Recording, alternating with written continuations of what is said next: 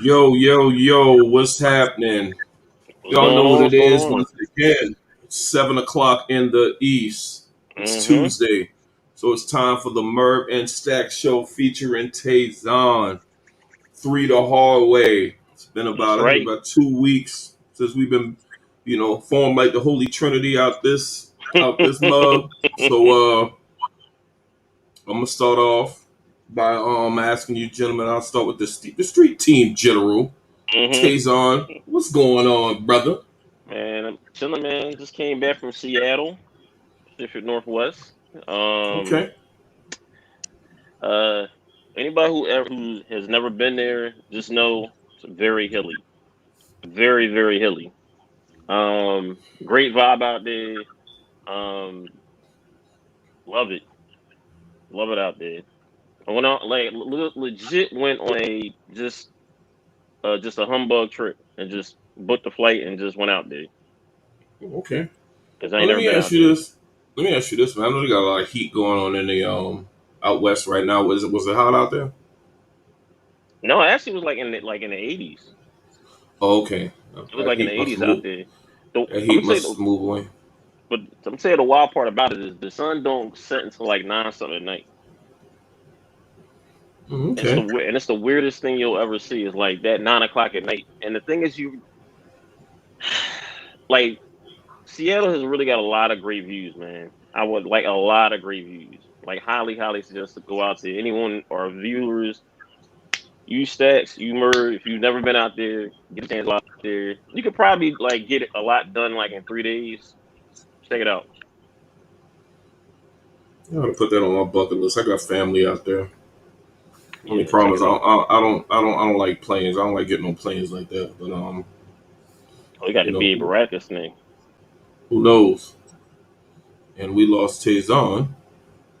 He'll be back momentarily. Brothers having technical difficulties.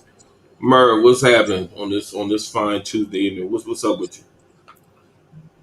Man, I'm feeling good. I just left the barber shop, so I got my hair cut. So anytime they get their haircut, they're feeling great. So I just left the barber shop. So regardless how this day went, anytime I leave the barber shop, a nigga feeling great. So right now, Mm-hmm. I'm feeling smooth as a baby's ass. It's something about that fresh new cut, man. I had a Man, homeboy I graduated with. He said back in the day, man, when you get that new cut, man, you feel like you can do anything. You feel like you can go and holler at any chick, man. It's just something about having that fresh cut. can, Like you get it can. like during the day. If you still Mm-hmm. go out at night, you already planning your assault. Like, man, I'm a killer, man. I got Yep. my beard looking nice, you know. Mm-hmm. He done hit me with the razor because he gotta hit you with the razor. That Yep. gotta finish that off. You Right. know what I'm saying? He gotta hit you with that. You Mm. just go out there, like y'all seen the skits, the Spice Adams man. He got a Oh, skit say yo. like it shows him like coming in the barbershop like, hey man, could you cut me a little bit? Like he lacks confidence, and his confidence keep Oh, increasing as his haircut going yo, on. yo, sky high, man. Sky Hey high, yo, yo. that shit, why y'all gotta check that shit out sometimes, man. But I'm doing fine, man. It's Tuesday. We had a little thunderstorm just pop up. I thought lightning was gonna strike the damn house or whatever. But Yeah, that shit You was know, moving down fast. here. It That's how came it is fast down and here went in fast. Houston. yeah. Well, before we get into the shits, Mm-hmm. we want to go ahead and shout out all our folks. Shout out all the folks out there on Facebook, all the folks Mm-hmm. out there on YouTube, Mm-hmm. all the folks out there on Blackjack TV, channel 199. Bobby Blackjack come through.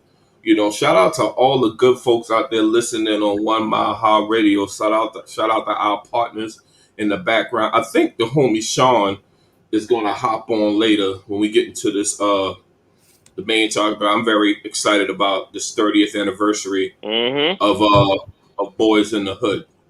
Um A generational movie. It absolutely is, man. I can't wait to get into that bag, man, because I think we were all youngins when that Mm-hmm. came out. But without 91. further ado, uh, let's get into What do we got first? Trending topics, correct? Yeah, trending topics. Trending topics. All right. Taison, what you got as far as trending topics? Like, I'm gonna throw one up there for you. I had time to put up in there, and I Hmm. found it quite interesting. Oh yeah, man. They oh yeah, I remember I put this out here. Like they found the two, I guess, lead guys. That's gonna be like playing the kid and play character for House Party. Now me and Merv talked about this what a couple weeks ago, Merv, about this thing, and you kind of got me. You kind of reversed my little course in reference to this in terms of I want to see how this plays out. I want to see how this new quote unquote like new House Party movie is going to turn out or what have you. What they're going to say. The people who going to start. How they're going to act in the movie, what have you. I'm gonna give these guys a chance. I like to give these guys a chance to see how it is. Well, Cause it's go go ahead. ahead, Taison. No, because it's like it's two guys I really never heard of before. So you basically like, look, this movie might catapult these two guys to bigger and better things as well too. So I'm like, all right, you know what? I'm gonna give these guys a chance. Like I really want to give these guys a chance. I know we can't compare it to the original, but it has to be like I think that is too like that movie is man. I really want to give these guys a chance, and I'm going to give these guys a chance. I'm going to wrap up what Murray said the other week. Well, I want to give these guys a chance. y'all know me. I'm probably the get off of my lawn old guy of the group, man. Mm-hmm. Um, why are you touching? Don't don't touch House Party. You got some Mm-hmm. movies out there to me that's untouchable as far as remakes and stuff like that. Mm-hmm. My opinion, and y'all probably think based on y'all conversation, you'll probably think differently. I mean, I think I'm gonna give them a chance, but damn, that movie was such a classic, especially during the time we were growing up, youngins. Mm-hmm. That Mm-hmm. I mean, older cats. I mean, I would say a lot of older cats. I know I'm one of them. I can't speak for the majority, or I don't want to Mm-hmm. generalize, but I don't. That's one of the ones I don't want to see touched again, man. I'm gonna watch it. I was But like that too. I me was being the person legit I like am, that. I'm Mm-hmm. probably gonna be critical the whole fucking time while I'm watching it. That's just who the fuck I am. But yeah, I mean, I hope them brothers do get on, I hope so too. via this movie. Mm-hmm. Uh, if it's funny though, I'ma laugh. You know what I'm saying? I mean, Yeah, if it, yeah. I mean, No, no doubt. No doubt. because House Party just got some historical type references and laughs and shit like that, man. Merv, what you think Yeah. about this whole House Party thing, man? Um, man, you know me. I try to give a shit. Like you can look at it two different. You can look at it two different ways. You can look at it like they shouldn't touch these classics, Mm-hmm. or you can look at it like this is a movie that just leave the fuck alone. Mm-hmm. Or you can look at it this way: they're paying homage. They're Yeah. paying Yeah. they're paying homage to that Mm-hmm. movie. Mm-hmm. They think it's a classic, and that's why they're doing a remake because it's a classic, and they want to try to see if they could um like for example, the younger generation probably have no idea what House Party is, right? Yeah, they had no idea. So if No, you do no. a Mm-mm. remake of House Party and they look at it like paying homage, the younger generation would be like, they might come talk to you like, yo, you see a movie House Party, dad or uncle, or maybe just an older co-worker? Mm-hmm. Like, yeah, Mm-hmm. but you know that's a remake. A remake? What you mean? Yo, you need to check out the original. Well, Yeah. All right. Yeah. that shit anyway close to the original. If that one I just watched, if the original is anywhere funny as this, as good as this, I gotta check that shit out. So Yeah. the younger generation, but after us, this may make them go and look at the original House Party. So it's just man, it's all how you look at shit, man. Yeah. That's I what I think you got said. a Like young, Murphy. No, go ahead. you got some young souls out there. I think there's a lot of kids that got old souls, and based off of the strength of their parents, I think a lot of them have already seen it. Hope I mean, and like you said, Marv, I really do hope that this inspires some of them who haven't seen it to go back and watch the original version. You Mm-hmm. know, They'll learn a lot. They'll learn a thing or two. I foresee them bringing in Kid and Play for a cameo. I think it would only be Oh, right. they Like got to. you know how they usually bring in like somebody that used to be in a movie or whatever, like Mhm. just for a little cameo, some shit like that. That would be a nice touch. Hopefully they Then do that. if you think about it, they legit got like the core people they can actually bring back. Like the love interest of Kid and Play in in the movie or what have you. They can bring Right. Martin back if they wanted to, and Kid and Play. Right. Like so, and Full Force, right? Yeah. Right? Yeah. Everybody's That's still alive. Right?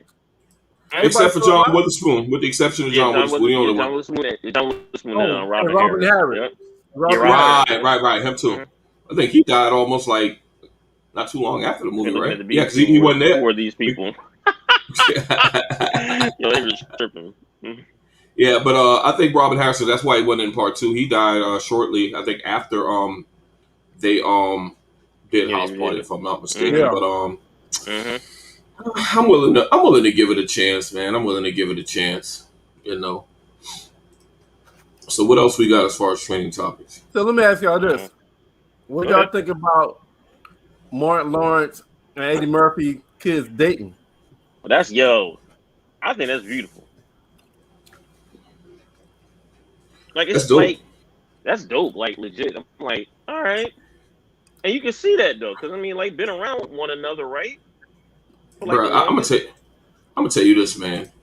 They stay together and have a kid, boy. That could be the funniest motherfucker we know. Once it went in like 20, 25 years.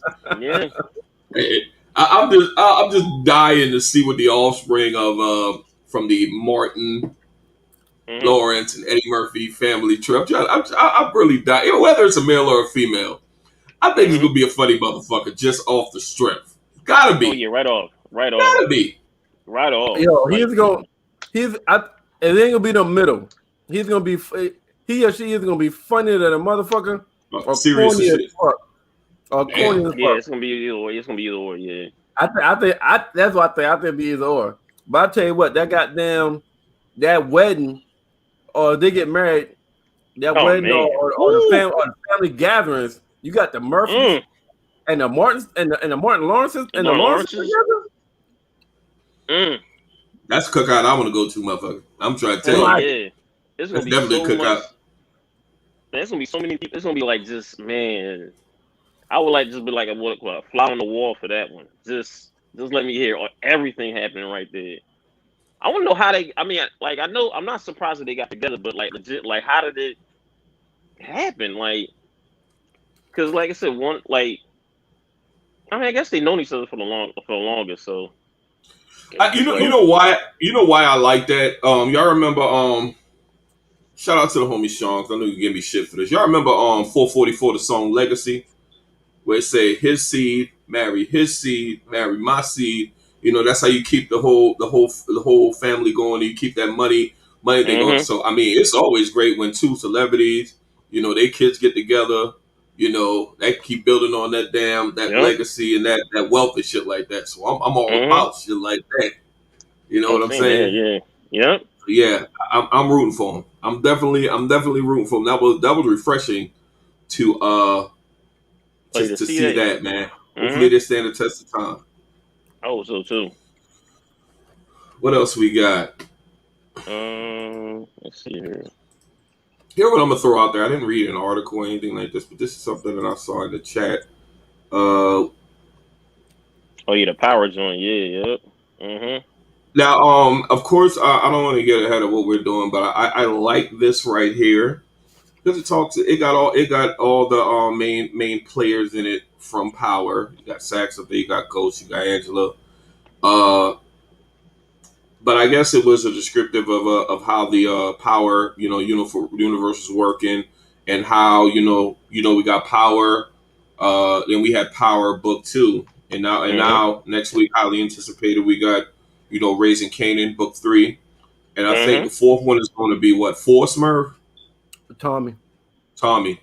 Yeah. Hey man, I ain't saying they Marvel, but I think they're trying to be something like Marvel. What the fuck they doing? Shit. Mm-hmm. Mm-hmm. And I just support And it, hate man. on that. I am highly anticipating power and everything they got going forward, man. They doing 50 Cent and I forgot the writer name. They doing great things over there, man. And the Yeah, trailers that we've seen for book 3 looks phenomenal. yeah. Uh, and I think that's about it. Anybody, we got anything else regarding trending topics before we go into the Mm-mm. Nope. No, I don't think Spotlight. so. Not. Go to spotlight. All right. spotlight actor/actress of the week? All right, I'm gonna go ahead and go first, y'all. Okay. My spotlight actor of the week. I hope this ain't a repeat. Should be though. Um, spotlight actor of the week is Derek Luke. Mm. Um, Now I don't think we got anything from Derek Luke lately. I know he was on. I'm gonna just rattle off a couple of TV series he's been on. He did 2 episodes on King to Queens. Mm-hmm. One with Moesha. He was on Empire. Played a pretty good character on Yeah. Empire. He was on the remake of Roots, and he did 10 episodes of the Purge series, which I never anybody seen the Purge the actual series. Nuh-uh. Oh, they got a series? They Yeah, do. they got it's on USA. Now I know They it's on USA. absolutely do. I Yeah, didn't know it's They, that. on USA. I remember that. They Mm-hmm. do. But we could go on to his movies. The biggest one was his breakout movie. With the first movie he was in was Antoine Fisher. Yep. I think it was Oscar worthy. He was the new on the Oh scene. yeah, it I don't was. think he got no nominations and stuff like that. But boy, he Nope. played the shit out of that part. He was in Biker Boys, Mm-hmm. and of course he played Booby Miles in Friday Night Friday Lights. Night Light. Hey, you know where put Booby in? And I think a lot of people forget he played Puffy in Notorious. Yep. Mm-hmm. And Yep. I think Luke, I think Derek Luke could have been one of them guys that caught on, like Anthony Mackie as far as Marvel, but he was in Captain America, and I think that's the only one he was in. I think that's a guy they could have kept around, man. Oh yeah, they could have. He's a Yeah. good dude, good actor, man. I just really Mm-hmm. wish they had more for him, man. Mm-hmm. I think he would have fit into Marvel just fine. But Perfectly. Perfectly. that brother that brother does have he does have a film in post production called American Refugee. So I think we're gonna see more things from that brother down the road. Oh, that's good. Okay. So Taison.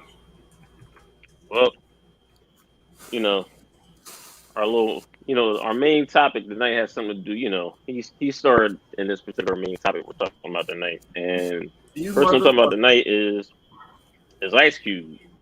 You know, um, man, you got to give it up to Cube, man. He went you know, from NWA to breaking away from NWA to basically his first starring role in Boyz N the Hood. Then all right, well look, let me flip this a little bit to go to because look, I'm gonna peep down his little things. He went from Boyz N the Hood came out in what 91. Then he went to Trespass in 92. Didn't really do a whole lot of like movies after that. He did the Glass Shield. I vaguely remember that movie. Higher Learning, Yeah. and then his breakout. Really, I think really his breakout thing in terms of him like to the masses was Friday. Like that's what he wrote it and he starred in it with Chris Tucker, and he just went on from there. He did. Are we there yet? With the little family roles or what have you. Did the Players Club? I got the hookup. I forgot he was in. I got the hookup. The Three Kings, which was a look Loki. That's a very good movie. That's a very very good movie. Three Kings, what have you. And basically him and the barbershop, like series or what have you, and the movies or what have you. All about the Benjamins. Look, it goes on and on with Cube, and then he's gonna like just you have to give it up to him, man. I mean, I would say like after Ice T, I'm gonna say this. Hold on, I'm about to say this. After Ice T, he's probably the most successful rap West Coast artist rapping. I mean, actor wise. Rapper/actor. Yeah, I can on see the that. West Coast.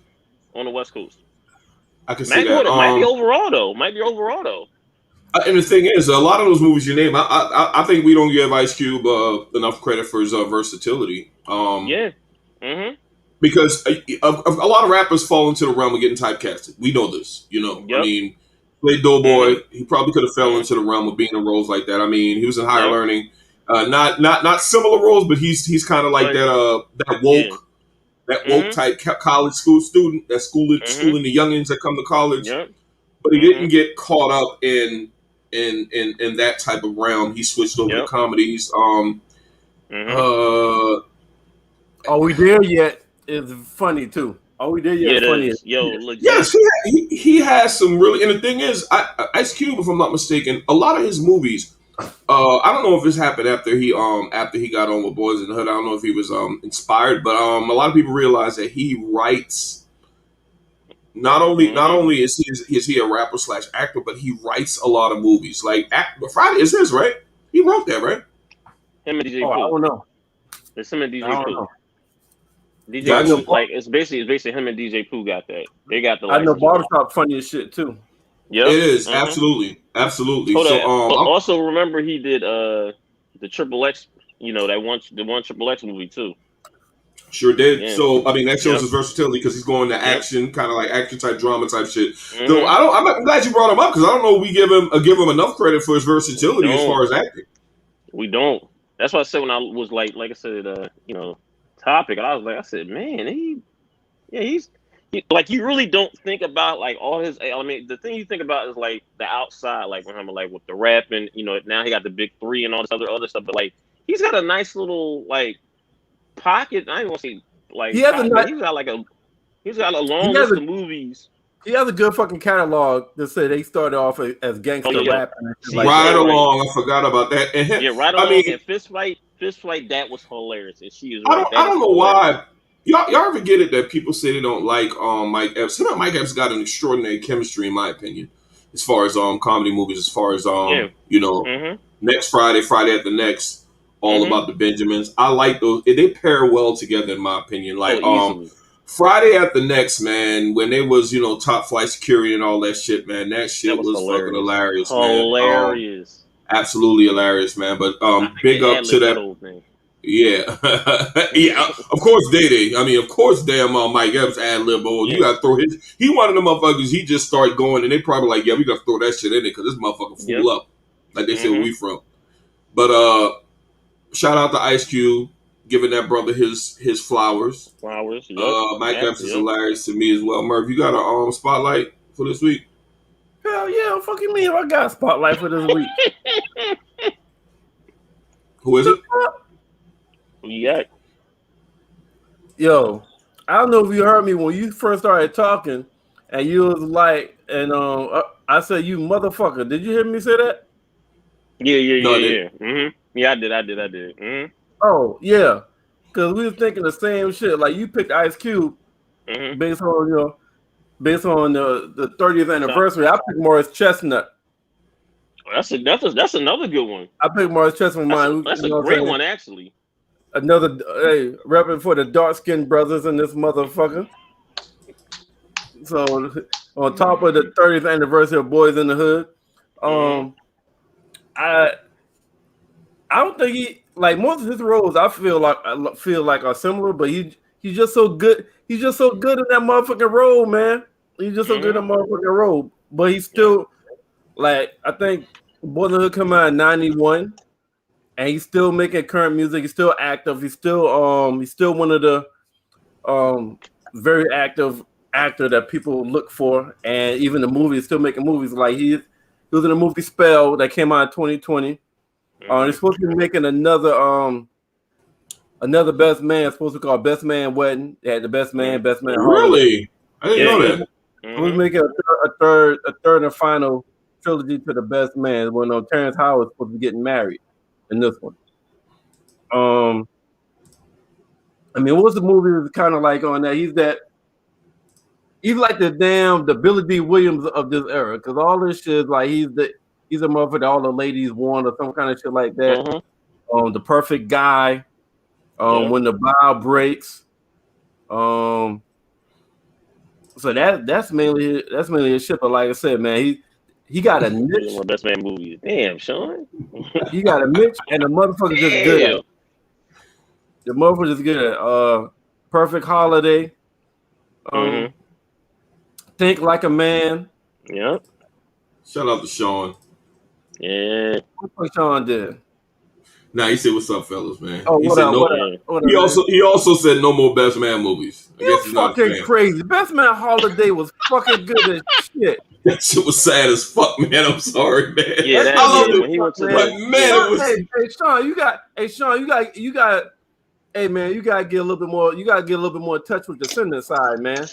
God damn. Hey, Sean. Say Tyler, I love you. What? Nigga, please.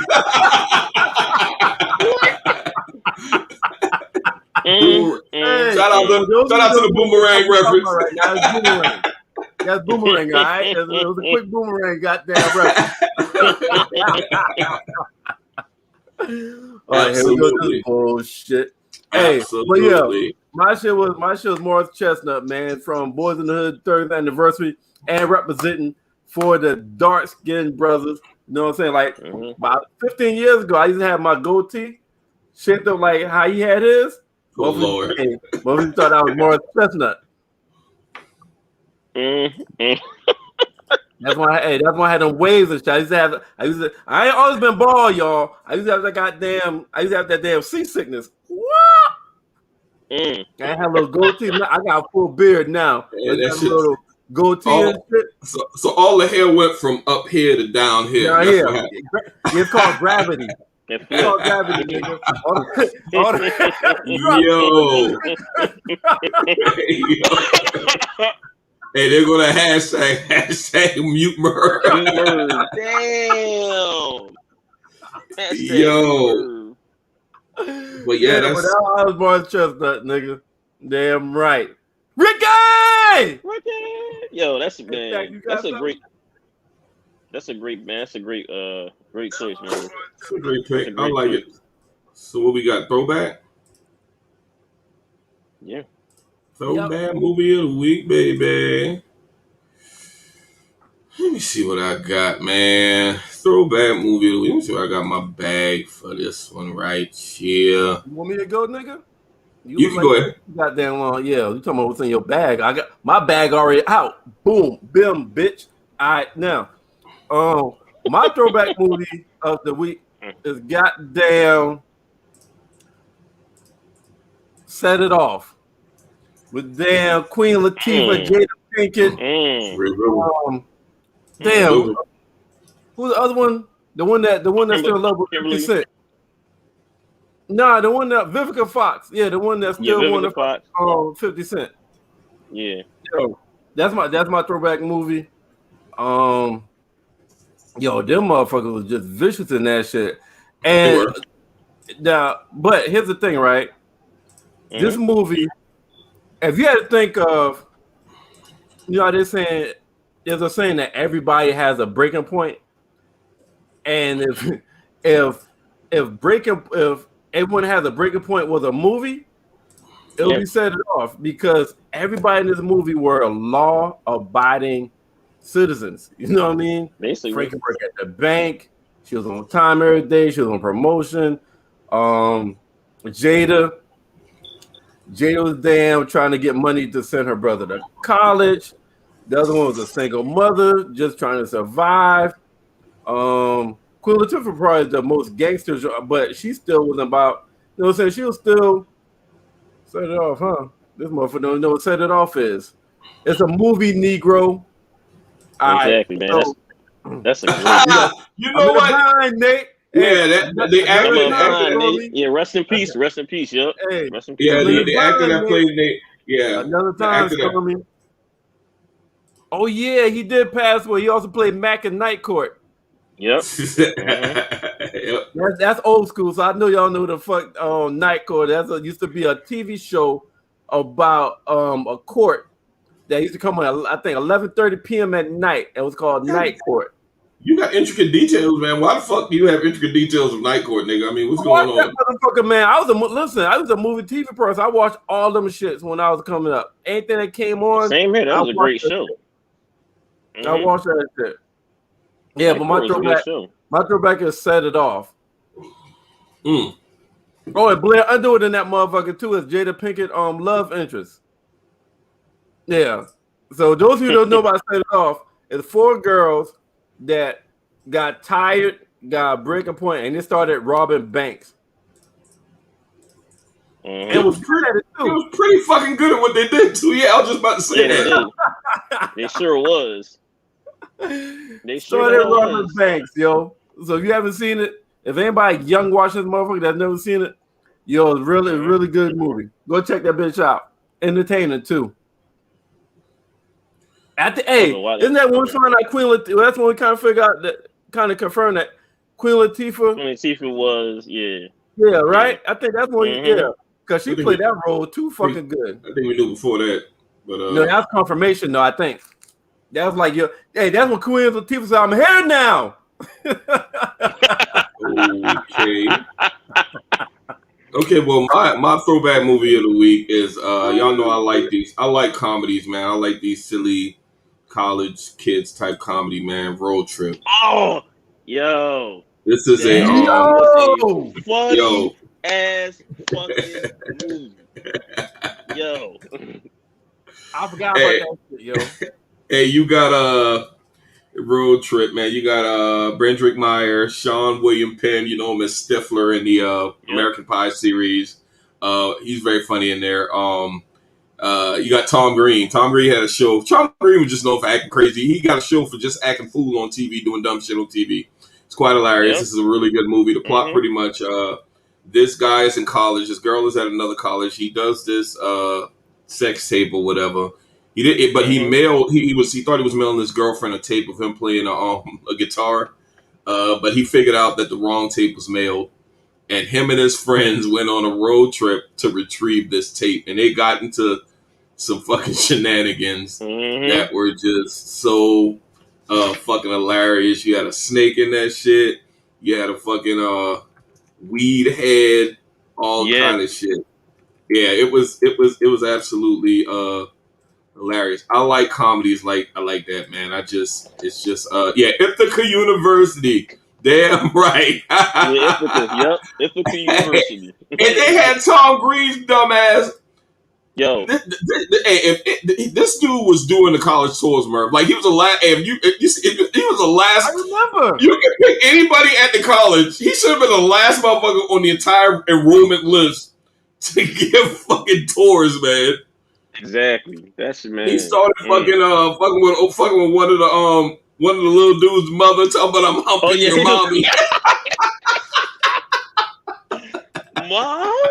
Oh, right. Yo. But yeah, Road Trip was a real funny one, man. Real funny one, man. What you got, Taison? All right, I got a movie. I think I talked about this about a month ago. This is called Lucky Number 11, and like I said, this is a who's in this movie. What have you? The main star is Josh Hartnett, and he stars as it's basically a case of mistaken identity. Like Lance Slevin, that's his name in it.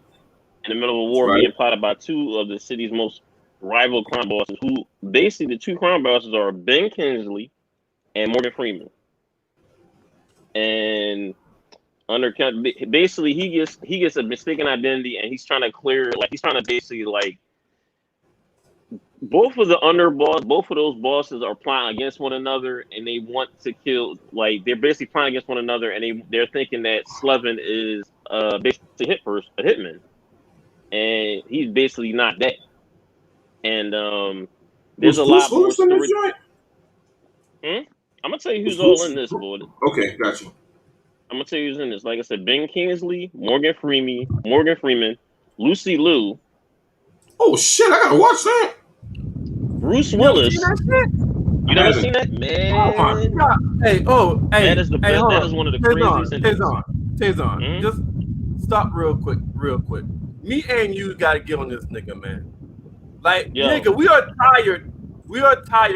Me and Taison are tired of mentioning great fucking TV shows and great Yo. fucking movies that you've never fucking seen. Like every damn week is a damn TV show Oh yeah. or movie you haven't seen, nigga. Like what? Like nigga, get it together. You on a fucking movie review TV show. That's what we do, nigga. We review TV shows and movies. And your name is on the fucking TV show, nigga. Get it together. Continue, Taison. Go ahead, Taison. But look, but the thing is, I can't like there's one other character, and I don't think Stacks caught that. Thank the Lord. Then I'm not even gonna put into this. But when you see the beginning of this movie, you're like, what the hell? That's all I'm gonna say. There's one other person in this movie that you're gonna be like, what? And then, like I said, it's not like I said. Things are not what they seem. Just remember that. Things are not what they seem. It's a very like like the beginning and the end, and the middle part of this movie, crazy bananas, a lot of action right here, man.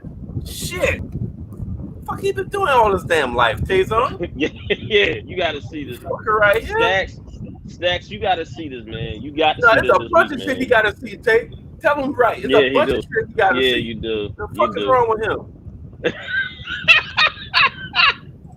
But you gotta see this, Stacks. You gotta see this, man. Like, just them 3 people I announced right off the rip. But the thing is, when you see the other people that's in this movie, you're like, damn. So, look, see it, man. See it. It's a very, very entertaining. It's action. It's a little bit of drama. It could be a date night too, a little bit. Too, to be honest. I wouldn't go that far. A little bit. Nah. Well, a little bit. I say a little bit. A little bit. Because of the ending. Okay. But I'm gonna leave it at that. All right. So next we have our date night movie. Date night movie. Oh yeah, I can't wait for this one. Yeah. Date night movie. Merv, what you got? I'll go first because I already know you got to go through whatever the fuck you got to go through just to tell us your shit. So I'm gonna go. You talking about me? You talking about the fact that I'm prepared and I got my shit ready? Got it. But go ahead, man. Oh, well, then go, nigga. Go now. Right now. My date night movie is Friends with Benefits, starring Justin Timberlake. Oh, I have never seen this movie. And Mila Kunis. I'm not gonna rag you for not seeing this movie like Merv did because I'm a professional. But this is a pretty good movie, man. It sounds just like the title, man. But sometimes it's a pretty decent movie. Justin Timberlake. Friends with Benefits. It started them being friends, but they literally had gone through a series of relationships that wasn't working, so they decided that they were going to, just be friends with benefits. Mm-hmm. But it ended up turning into more than that. The movie got more nuances, but it's kind of like, to me, I like the movie, but the title kind of has it as being predictable as a romantic comedy or whatever. You kind of guess. They kind of see what's going to go. Yeah, you kind of guess the road that this goes down because Friends with Benefits, and then it ends up with them, being together. So that was a good movie. Check it out if you haven't seen it. I understand that some people don't get to see every movie that comes out. So if you haven't seen it, I'm not going to hold you. You do have an opportunity to see it. Anyway, but nah, like you said, the movie is just how it sounds with the title. But the cool thing with them, right? The different thing about them is it was like you said. He had a lot of kind of up and down and disappointing situations.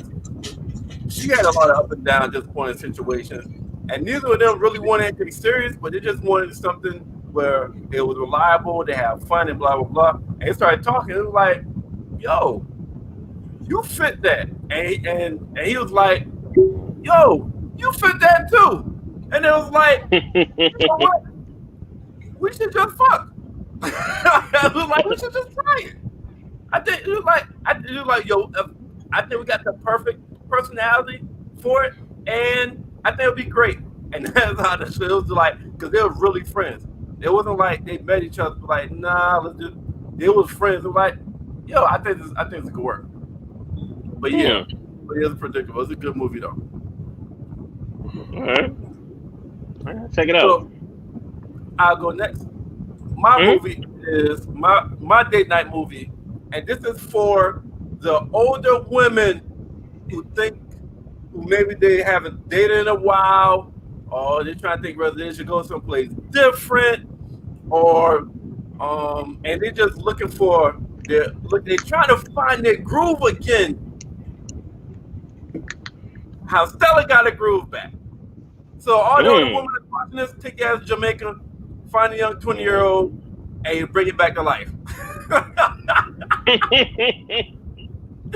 So and Angela Bassett still look good, and she's 60 something. Man, she probably my mom in them age, and let me tell you, she can get it. Yeah, I think she's about 60 something. Right? Every day of the week and twice on. She's 61, 60. She's about my mama age. I'm telling you. Hey, and listen, and if I see Angela Bassett at a bar, I'm still trying to holler. Oh, you have to, Merv. You have to. Hey, Merv, I will call you if you tell me you saw Angela Bassett in the bar and that was the end of the conversation. I have questions, bro. I walk up to it like, my name is. Hey, what's the name? Quincy? What's his name? Quincy? Hey, I'm late. How you doing? My name is Quincy. I ain't seen that in so long, man. Yeah. That's a really good movie in my opinion. Really good movie. I like it. Yeah. The scene in that movie is when they was having sex and she sat up on that nigga dick and that damn tear started dropping down that motherfucking cheek. It was Winston. His name was Winston. Thank you. Thank you for that graphic Triple X's play, Merv. We appreciate all of that. Everybody remember that movie with that damn scene, that damn tear, because after that, everybody trying to make that girl drop a tear. Really good movie. But that's my date night movie. Stella got a goddamn groove back. So the older woman, if you're watching, or if you want to be a cougar, or you just want to try something different, take your ass to Jamaica and find yourself a Winston, a 22-year-old. Boom, you're welcome. He said, "Boom, you're welcome." In this day in movie history, what you got for us, Merv? So, first, we're gonna start off with some actors' birthdays today. Patrick Stewart, 81st birthday. Who the fuck is Patrick Stewart? Patrick Stewart is I hope this motherfucker's still alive, but today is Patrick Stewart's birthday, and today is Harrison Ford's birthday. Harrison Ford, wow. Harrison Ford, real good actor. So I think it says 79th birthday, Harrison Ford. Patrick Stewart was the nigga that played the Star Trek, the leader. Okay. He got to be older. He got to be older than motherfucker. He's 81, but he was the leader of Star Trek. It's their birthday. This day is their birthday, right? Now, on today, in 1994, this was broadcast on TV. It's not a TV show or a movie, but this became a TV event. So in this day, 1994, this famous person had to give up their hair samples for testing because they were charged with murder. In 1994, this famous person had to give up hair samples for O.J. Simpson? O.J. motherfucking Simpson. Wow. Orenthal James, the government name. Yeah, exactly. The juice. And that will happen on this day in TV history. 1994. O.J. gave samples of hair because he was charged with murder. But he was acquitted because the glove didn't fit it. Hey, man. Hey, Merv. But in the true essence of what we talking about later, whatever they say he did that shit. Guilty as fuck. Guilty as fuck. I'm just saying. I'm just saying. All right, now we got our top 5. Got a good segue. Got a great fucking segue for our top 5. All right, What let was me our 5 movie review? Oh, new movie review. Absolutely. New movie review. Oh, yeah. I'm very excited. I'm very excited about this gentleman, I can tell you that. Big ups to whoever suggested this shit, because this is my type of fucking movie. This is my bag right there, Good. bro. This It's was my good. bag. Good, Okay. good choice, Merv. Good choice. The Tomorrow War starring Chris Pratt. We know Chris Pratt from mainly from what the Marvel universe. In He's Marvel, the yeah. main star in the Galaxy, Guardians of the Galaxy Yeah. 1 Mm-hmm. and 2, and of course he's in Infinity War Endgame. But this was a very, very, very good movie. I watched it. It's still fresh in my mind. But Yeah. this was a really good pick. I'm gonna let you go over the plot is kind of crazy. I don't know why, but y'all might call me crazy for this, but I am really into Ellie movies. And that's Yeah. extinction level events where the world Oh, is he's just in getting Jurassic fucked up Park, yeah.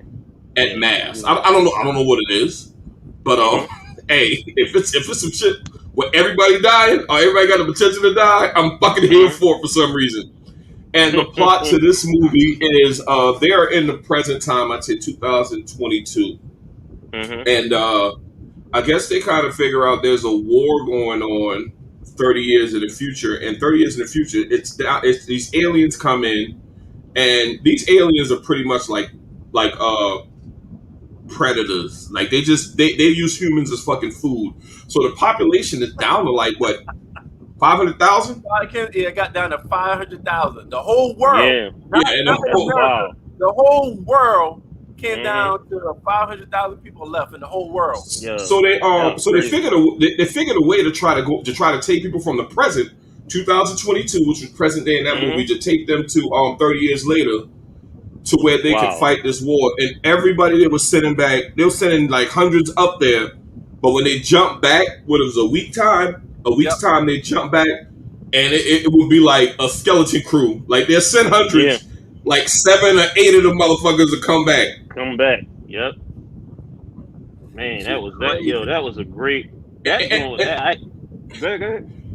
And Merv, the funny part about it is that it had a lot of military aspects in it as far as the MEPS. I used to work at a military interest processing station. I was a recruiter. Motherfucker got alerts to their phone.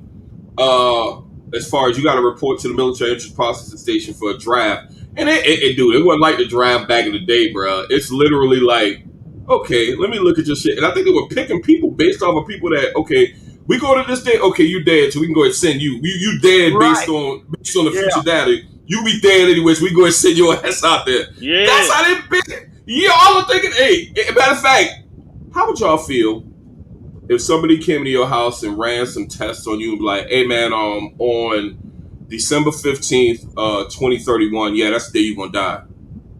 That was wild. Oh, wait a fucking minute. Yeah. But, remember, don't tell you how you died either. Don't even tell you. Yeah, they just said that you're gonna die on December 15th, 2031. I don't know what to tell you. Good luck. And I was like, damn, like that was so. Man, yo. But they use that shit as leverage. That's the crazy thing. Like, hold up. Yeah. First of all, 2 things. If you try to escape, then we're just gonna grab one of your fucking family numbers and replace you. Absolutely. Yeah. Absolutely. You can run. Hey, go ahead. It's like there's no need to put them in jail because they already know the scene that we're in. So either we take one of your family members, but think of it like this. You're gonna die anyway, so you might as well just go ahead and let us send your ass to the future where you might have a chance to live, because you're gonna die anyway. So what the problem is? Hey man, as fucked up as that sound, I kind of get that theory. I kind of get it. Yeah, I kind of get it because you got these kids sitting in the classroom, right? And these kids know what's going on, like, and these kids are like coming to the realization, like, what the fuck is the point of us being here right now and doing all this shit? Well, we all gonna be dead in 30 years. Yo, that was some real shit right there. That scene, man, that was but real. I like. when he goes to the future, which is really chilling. His name is Oh man, Forrester. last name is Forrester. Forrester, yeah. So he goes to the future and he meets a Colonel Forrester. She's like the commander of this whole shit. Yeah, she could Like so he's like Forrester. Your name's Forrester, and it comes to find out it was what is Muri? Yeah, Muri Forrester. It just happens to be his daughter, who was like 7 or 8 years old in present day. So they jump into the future, and he's under the command of his daughter. She's like the subject matter expert. She's the commander. She's trying to figure out a way to kill these things because they said that you got to shoot them in the abdomen or the neck, which is really fucked up because typically in these movies, a headshot will usually do the job, but abdomen or neck. And they had one dude that I think he had survived the jump several times. He had one of the white claws. They call them white claws around his neck. Yeah, he had that little thing around his neck, and everybody thought it was a souvenir, but he really kicked some knowledge saying this ain't no souvenir. This is a fucking reminder.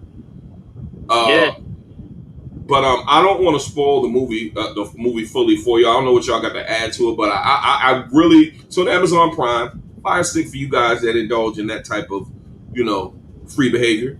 But it was a really good fucking movie, man. Yeah, that was man. Yeah, because you don't want to spoil it because in terms of like the reason, like, yeah, I don't want to spoil that. Because remember when she talked with him and was like, yo, you like, she was like, no, we shouldn't be getting close. We shouldn't get close. Right. She said she told him, she played that shit like true military. Like, dude, I did not bring you. Like, you my dad and all that. I get it. I didn't bring you back here for no sentimental value and none of that bullshit. I brought you back here to help save the motherfucking world, and that's what we're gonna do. But of course, that didn't last. And that's her dad. And matter of fact, he was trying to suck her. Shit, she might have been older than her dad. When he jumped in the future, he's like, and he said something about, "Hey, I'm still your dad."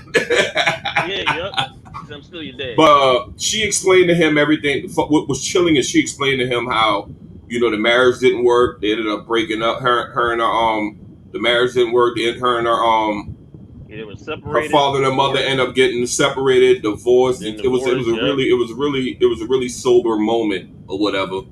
So I mean that's a hell of an incentive to go back and try to save shit because mind you now in present day they're in the opening stages. They found out about this and they've already found a way for people to jump into the future and try to combat this thing. But it was just so many of them and it was taking over. Like, and the thing is, it likens me to, going into combat. Y'all remember Starship Troopers where, like, hey, y'all about to go into combat. It's probably, I know it's like 1,000 of y'all. It's probably gonna be 10 of y'all. But this is the job that we do. Like, they was giving out some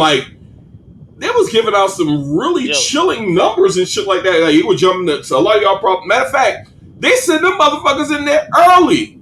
Like, oh yeah, we were going to training, but yeah, it's time to go now. Like, whoa, wait a minute.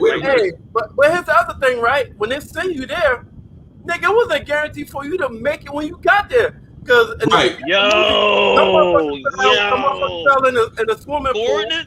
Some motherfuckers fell on ground. Right where the white claws was. Off hit a building and dropped all the way down to the fucking like 10 flights of stairs in the middle of the sky and shit. Really good movie if you into sci-fi and shit like that, man. Really good. I also like the backstory with his dad though. Like that's a nice little backstory with his dad. I was like, all right, that makes sense. His dad was a badass too, man. His dad was a badass. Yo, that was good too. I was like, oh shit, all right, I'll fuck with this. All right. I was like, all right. We could give the whole shit away, man. It was a really good movie from my aspect. I think we all agree it was a very good movie, right? Yeah. Yeah. Okay. A lot of action too. True that. So check out the Tomorrow War. It's on Amazon Prime. Check it out. You can get it on the Fire Stick. Check it out. Well, I think that's it for that movie. We're gonna move into the main topic right now, right? Top five. Oh shit, top 5. Yo, I'm gonna go ahead and tee us off for the the top five. What we're going to do for the top five moments tonight, in the spirit, we are gearing up to review Power Book 3 Raising Kanan, which debuts not this Sunday, but the Sunday after this Sunday on July 18 on Stars. Highly anticipated. This is the next chapter in the Power series. And it's going to be all about Kanan. Because as we know, if you watch Power, Kanan was, we all know about Ghost and Tommy, but there would be no Ghost and Tommy without Kanan. He taught them boys everything they know. He introduced them to the game. And what ended up happening is Ghost said that Ghost had some ideas as far as the drug game, and Kanan wasn't with it. So what Ghost ended up doing is he ended up getting Kanan set up so he can go away. He can go to jail. The guy was like his brother, so he didn't want to. He could have easily, you know how the game go. They usually kill motherfucker off, but he didn't want to kill him. So that's how Kanan ended up in jail. But that's the story. That's a little bit of a story about Kanan. So what we're gonna do, leading up to Power Book 3, Raising Kanan, is we're going to talk about Kanan as little. We're going to give our top 5 Kanan moments from Power seasons 1 through 6, and boy, oh boy, Kanan was a motherfucker, bro. I just want to give y'all. I just want to give you guys the opportunity to talk about what you know as far as Kanan. Well, shit, you basically said what. Listen, this ain't no deep thought provoking question right here. This ain't no damn strategy. This ain't nigga that play chess. Yo, Kanan was a straight, brutal enforcer, don't give a fuck type motherfucker. That's all it is. Like he got plans, go get something, he's going after it by any means necessary. He was a street nigga of like Malcolm X kind of shit. He was like, by any fucking means, I don't give a fuck who I hurt. I don't give a fuck who it is. Even blood. Even if you my blood. Like my real blood, like the closest blood that you can get. Yo, if you think you weak and you hit his way, he gonna kill you. Hey, if it's some shit if he can't buy it, he's gonna steal it. He's gonna rob it. You hit his way, he's trying to get to another level of power and get some more influence. If you in his way, he's gonna leverage your ass by threatening your family. Enemy is necessary, pretty much, man. Kanan was a motherfucker. Yeah, that's all it is. There's no deep thought provoking question right there. That nigga just one type nigga like, yo, hey, this is what I want. This is what I'm going to get. Hey, Kanan was on that damn Watch the Throne with Kanye West and Jay-Z. That song was like, who gonna stop me? Who gonna stop me, huh? That's Kanan mindset. Who gonna stop me? And rightfully so, for those of you who haven't seen it, Kanan eventually gets out of jail in Power, and I mean, rightfully so. He's going to have an axe to grind because he figured it out. He figured out what had happened, and I would say grimy street nigga is like the perfect definition to define who Kanan's character was. Played by 50 Cent, of course. Did a hell of a job on that role. This is Kanan right here, and the motherfucker was just hood, just street, just that's all he knew. Matter of fact, hey man, this dude got some quotables, man. That motherfucker hated the fact that Ghost wanted to be. This motherfucker always want to be in the suit. I always want this motherfucker on TV now, man. This motherfucker has some quotables. But with no further ado, man, let's go ahead and get into the shits, man. Top 5. Who wanna go first? What you mean, nigga? Between me and you, right? Yes, between y'all. Remember, I only saw the first season of Power. Yeah. Right. Yeah, hey, Stacks, you know I'm EOE, right? You know I'm EOE, right? You know what EOE mean? No. In the job world, EOE stands for Equal Opportunity Employer. Right. Yeah. That's what it stands for in the job world. All right. So I'm EOE. So it's equal opportunity to get on this motherfucker below us. How in the fuck? Power is one of the most successful urban. This is urban shit. I can see we I watching. know. I can see we. Listen, This is as bad as me not seeing The Wire. This is as bad, Taison. I Yeah, I can see know. we about to talk about Cheers. I can see we about to talk about Cheers in this motherfucker. Yo. And he said he haven't seen it.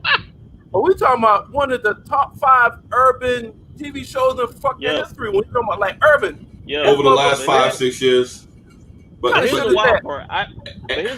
I put a lot of people onto this show when I first was like seeing the first couple episodes. I was like, yo, that makes it worse. You didn't have to tell us. You didn't have to tell us that. That makes it worse. I know. And then you just make it worse. Hey, but Taison, you will get some spoilers. I would try to. I don't expect you to watch 2 through 5 before next week, but I would suggest you try to watch some of it, bro, because I mean it's going to give it a whole lot of context. I'm gonna try to watch it this week because I'm gonna go first. Merv, I got a feeling that me and you will have a couple. I think our number one's gonna be the same. I think it is. Okay, I'm gonna go with my number 5. Okay, my number 5, and this actually, surprisingly enough, this wasn't a moment in which, shockingly, this is going to be a moment in which Kanan really didn't get the kill. But I don't know if y'all remember the homie Brock. Brock was in Dre's crew once Kanan got out of jail. And Brock, when Kanan and Tommy hooked back up, he wasn't too fond of Tommy. Now, Kanan wants to get back at Tommy and goes for taking the business from him, but he plays his position. Like they do in Power. They play like they're friends. They play like they with the motherfucker. They try to manipulate everybody, and this was the same type shit. This dude was talking all kind of shit, about, pretty much mocking Tommy and shit like that. And Kanan is sitting in a Benz asking Dre, yo, is everybody in your crew solid? He said, sure. So Kanan said, get the fuck out. Like, what do you mean? Get the fuck out of the car. Pop the trunk. This motherfucker then kidnapped Brock. This is season 2, episode 4. He kidnapped Brock. And he's like, and Dre's like, man, what the fuck you doing? He was like, hey, go ahead, tell him. You know what? I forgot. He can't talk. What's that in his hand? That's his tongue. If I ever ask you in your motherfucking life, if everybody in your crew solid, that better be a yes. Can I trust you to do what needs to be? Can I trust you what needs to be done here? So this dude light up a blunt, and he walks off, and Dre puts 4 into his homeboy, his homeboy puts 4 into him in the trunk. That was fucking gangster. That shit was all the way gangster. R.I.P. Brock. You was a bitch ass nigga anyway. I ain't like how he was damn mock. He was mocking Tommy. It was in the little food spot. He was mocking Tommy for liking black food. Y'all don't like nobody, Merv. You don't like people to come at Tommy like that. But he had to go, and Kanan exerted his will. He didn't even get the kill, but he made sure. Dre know he had to kill the dude because if not, Kanan most certainly would have killed his ass. Bro, what you think about that moment, man?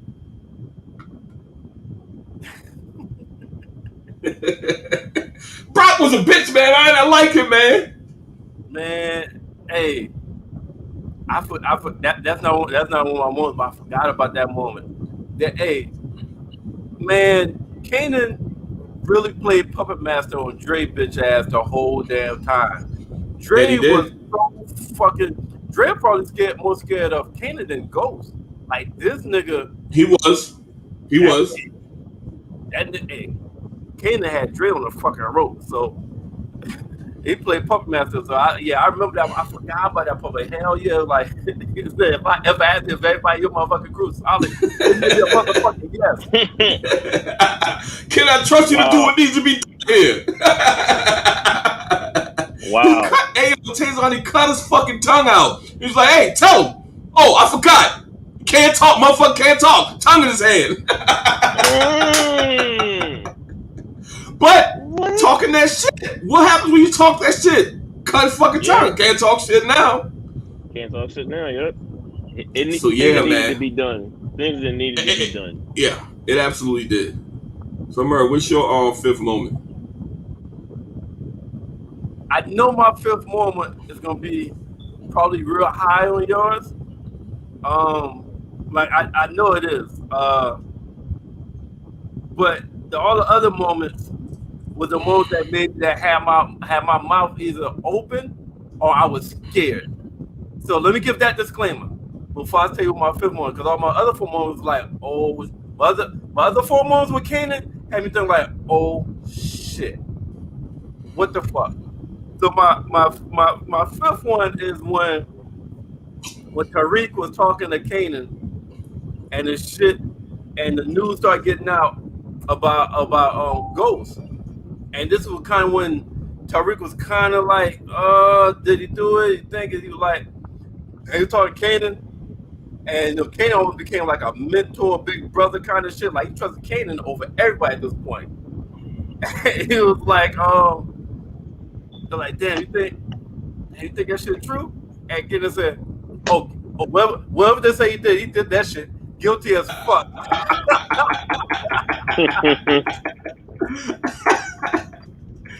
Yo, that was probably that's one of the best quotables, man. That's one of the best quotables in the goddamn series. That show his thug ass street personality, man. Yeah, whatever he did to say he did that shit.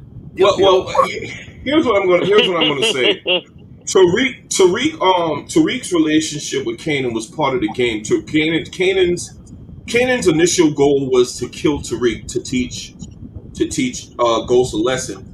I don't know if you guys remember this. Well, Merv, I don't know if you remember this, but Kanan had pulled up the gun about to kill Tariq, and he found out at that moment that Tariq didn't fuck with Ghost like that. He put the gun up, and that's when Kanan came and said, you know what, I can use this little motherfucker. I'm gonna kill him, but I ain't gonna kill him right now. I know you don't fuck with his pops like that, so I can manipulate this little motherfucker. And he literally, like Merv said, like Merv didn't say it like this, but I think you lead it towards, it got to the point in Power where Kanan was more Tariq's father than Ghost was. Is that accurate, Merv? He was a street dad. You know what I mean? Because like on some real shit, if you holler at nigga that's in the street, that's really in the street, they'll tell you have like, unless their parents was in the street, then that'd be different. But if they have like regular, parents that's non-street, they'll have street parents, and they'll have like their regular parents. But like, yeah, niggas will tell you, that was my street dad. That nigga showed me whatever, and that's what the fuck. Kanan was the fucking Tariq. Kanan was the street dad. And that's how he looked at this. Yes, I do know, Sean. I know a little bit. I do know a little bit. Merv, I'm gonna give you a shocker, man. That's not in any of my moments. I know you shocked about that, ain't you? Oh shit! Absolutely. I'm gonna go on to my number 4, bro. Kanan was a motherfucker, man. And this is my number 4 moment. I wanted to make it higher, but it's just so fucking grimy. This motherfucker killed his own fucking son, yo. This motherfucker killed this dude killed his son. Now, let me give you the backstory. You got that number 4? I got it number 4, Merv. I got it that low. I got it that low. I'm glad we didn't discuss this because we gonna be shot together. So, nigga, okay, I'm gonna let you talk, but how the fuck you got him kill his own fucking son? That fucking okay, go ahead. Damn. Merv, it's simply because I didn't want to get. It's so grimy. It could be number 1, but I just felt like it was so fucking out of pocket. I didn't want to give it. I didn't want to put it that high. I got it. All right, go ahead. My bad. Go ahead, man. Shit. Okay, so the premise around this is, Kanan is setting up his plan to fuck Ghost all the way over. So he tells his son, Ghost is the one who put me in jail, and it gets to the point, and this is where I actually think Kanan made a mistake. because Sean the driver, bro. Sean ain't about that life. Sean was a fucking ball player that was focused on driving Ghost around and fucking Tasha. He was infatuated with Tasha.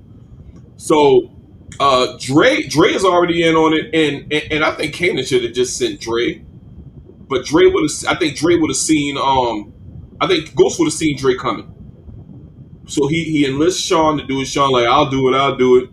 And they pretty much giving this motherfucker a class, telling him, hey man, this is what you gotta do, this is what you gotta do. So this motherfucker got Ghost of all people behind the 8 ball, pulled the gun, and Ghost confessed to him, yeah, I sent your father away.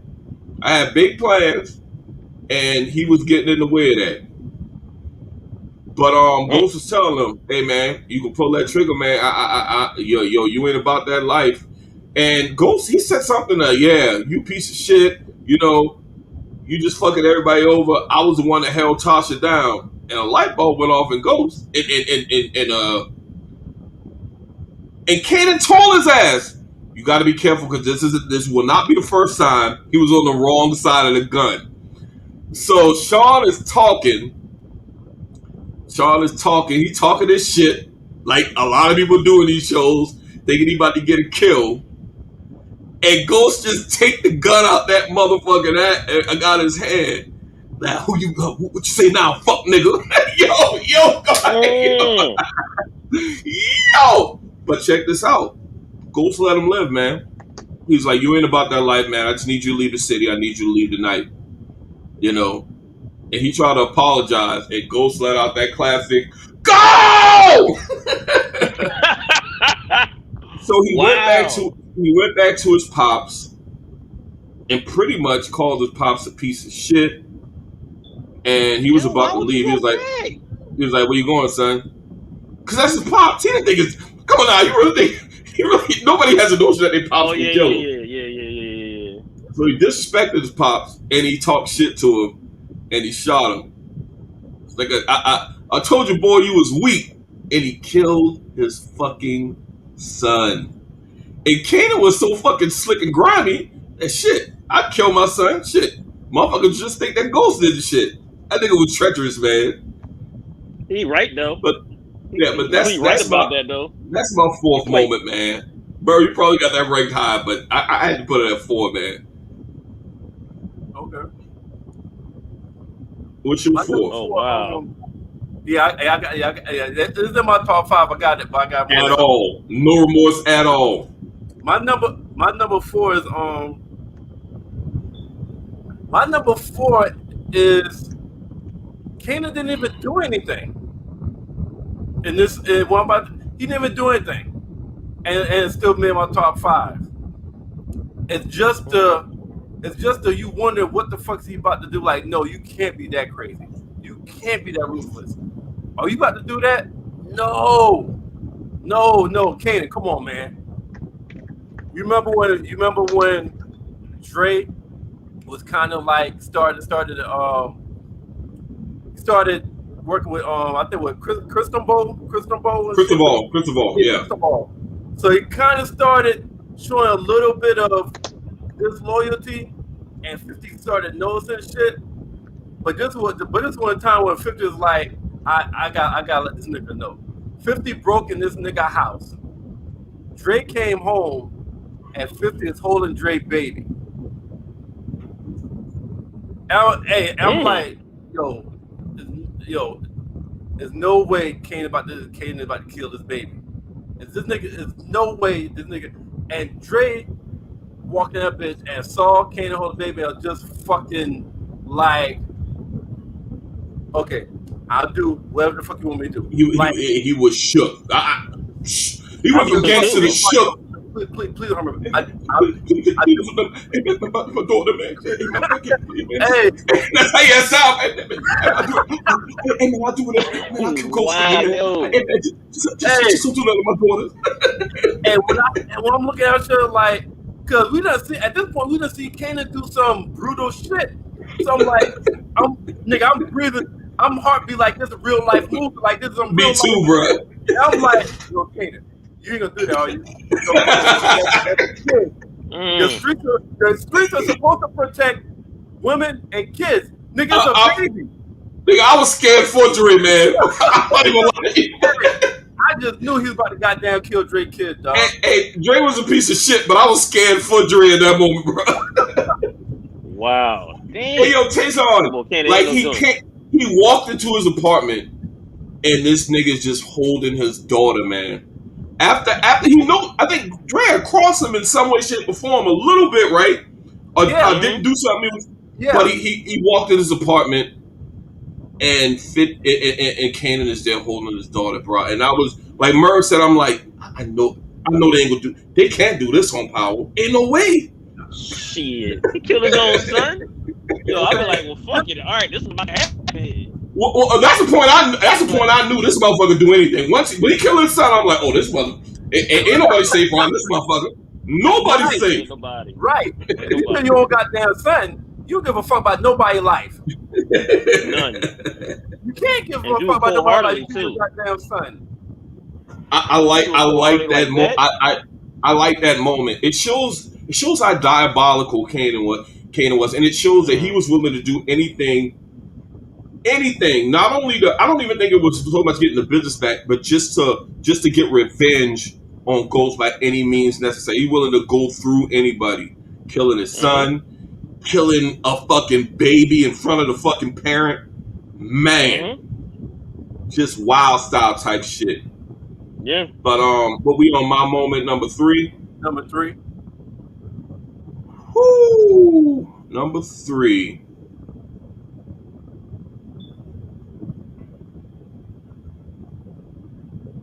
What's my number 3 moment? Hold on 1 second. Fuck.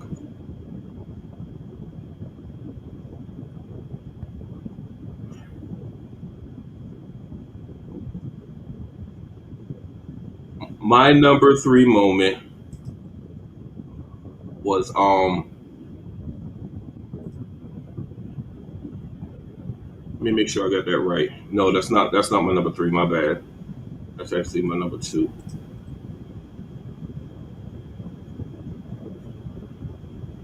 You want me to go this is my number 3, bro. Yo. let me explain something to you, man. This is the one. This is episode 3, season. This is episode 3, season 3, episode 7, where so Kanan is conducting business. I don't know where the fuck this came up, but this shows how diabolical. Once again, this shows how diabolical he is.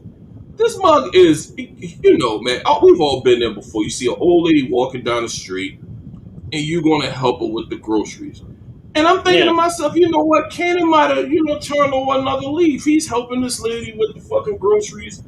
So he's on the phone, right? He's on the phone with Dre, as a matter of fact, right? Mm-hmm. So he was like, hold on for a second. So the lady opened the door so he could put the groceries in. He pushes this old lady in her 70s on the ground and smothers her with a pillow that says Jesus saves. Like why? Like what? Hey, Merv. Jesus saves. Yes, it was he pushed her down on the ground. He's like, what are you doing? What are you doing to me? And I'm thinking to myself, like, man, why the fuck is this happening? So he smothers her with a pillow that says Jesus saves. I don't know, to take over her apartment or whatever. I don't know the premise behind it, bro.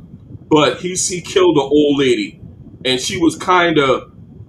I look at that as random. I don't know if he needed the apartment for some reason. But Merv, you remember that shit? That motherfucker.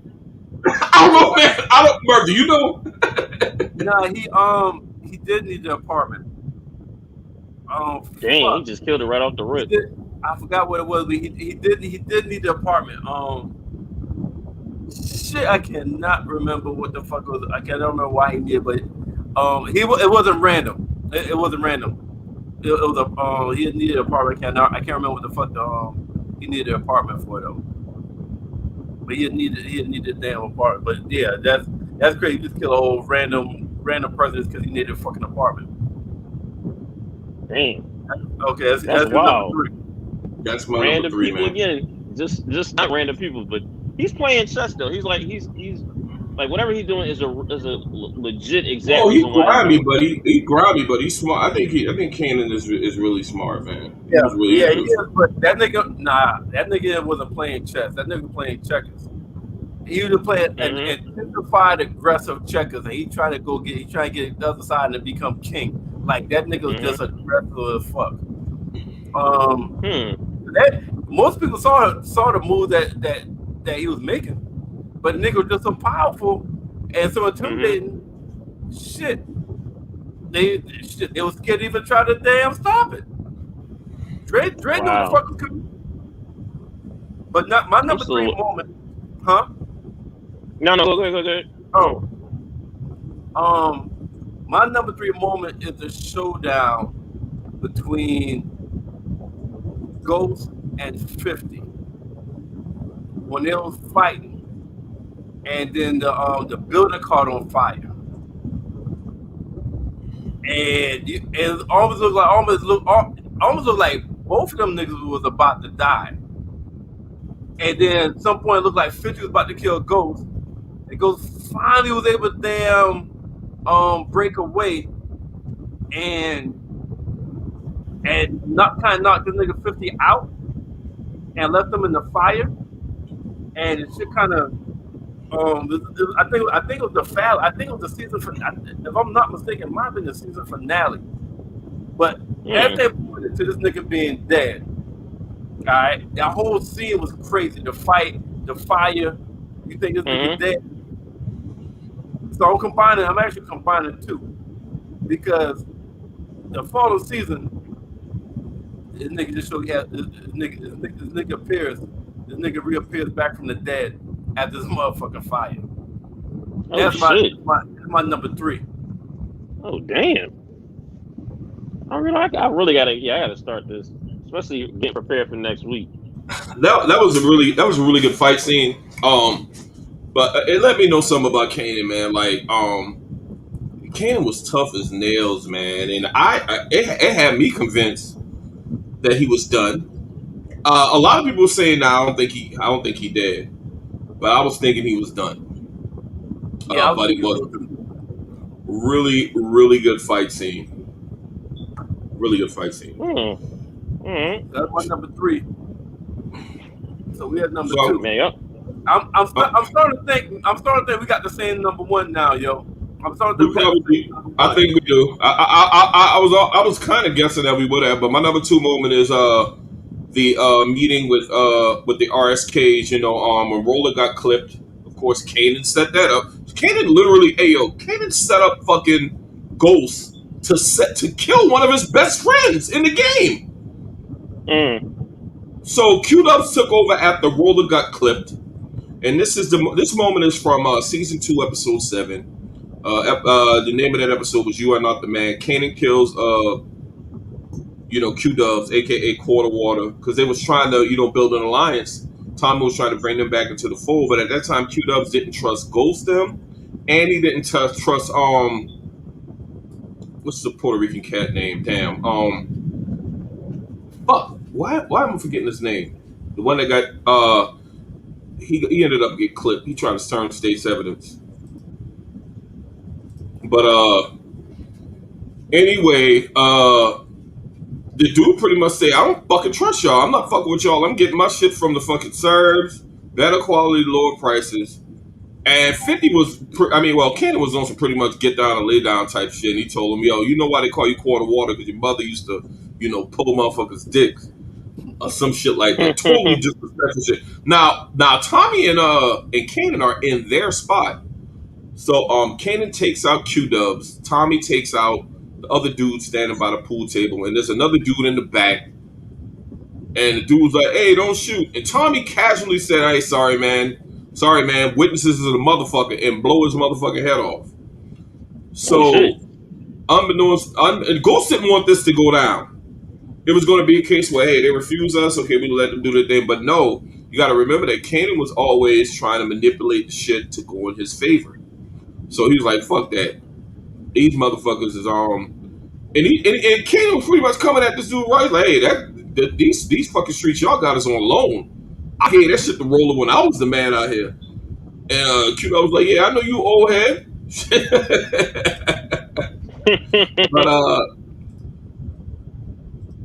but yeah, that was that. And you know what? I was gonna put that moment in there. Tina, that is a really good honorable mention because he killed like what, 4 motherfuckers in that one scene.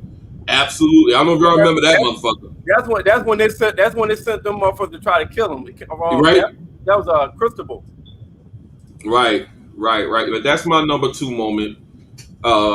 As far as him killing Q Dubs, because it just kind of, it was just like a prelude to all the shit that Kanan was trying to put together while he was acting like he was on Ghost and Tommy's team. Well, What's your number damn. two?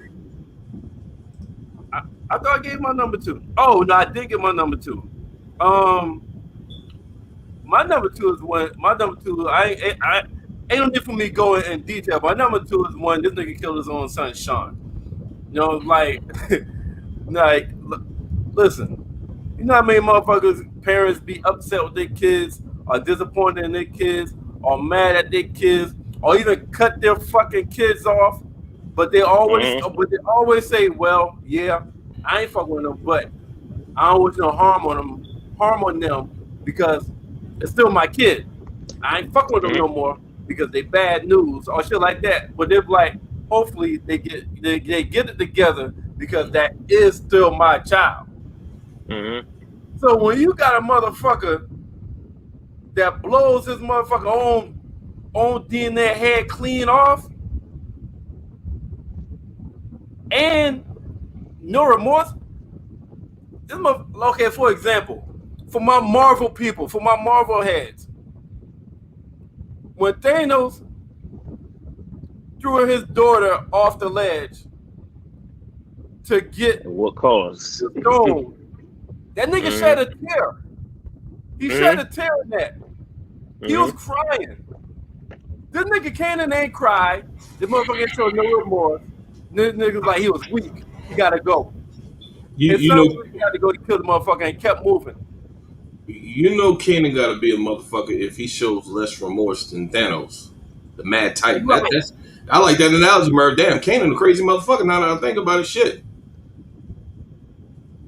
God damn.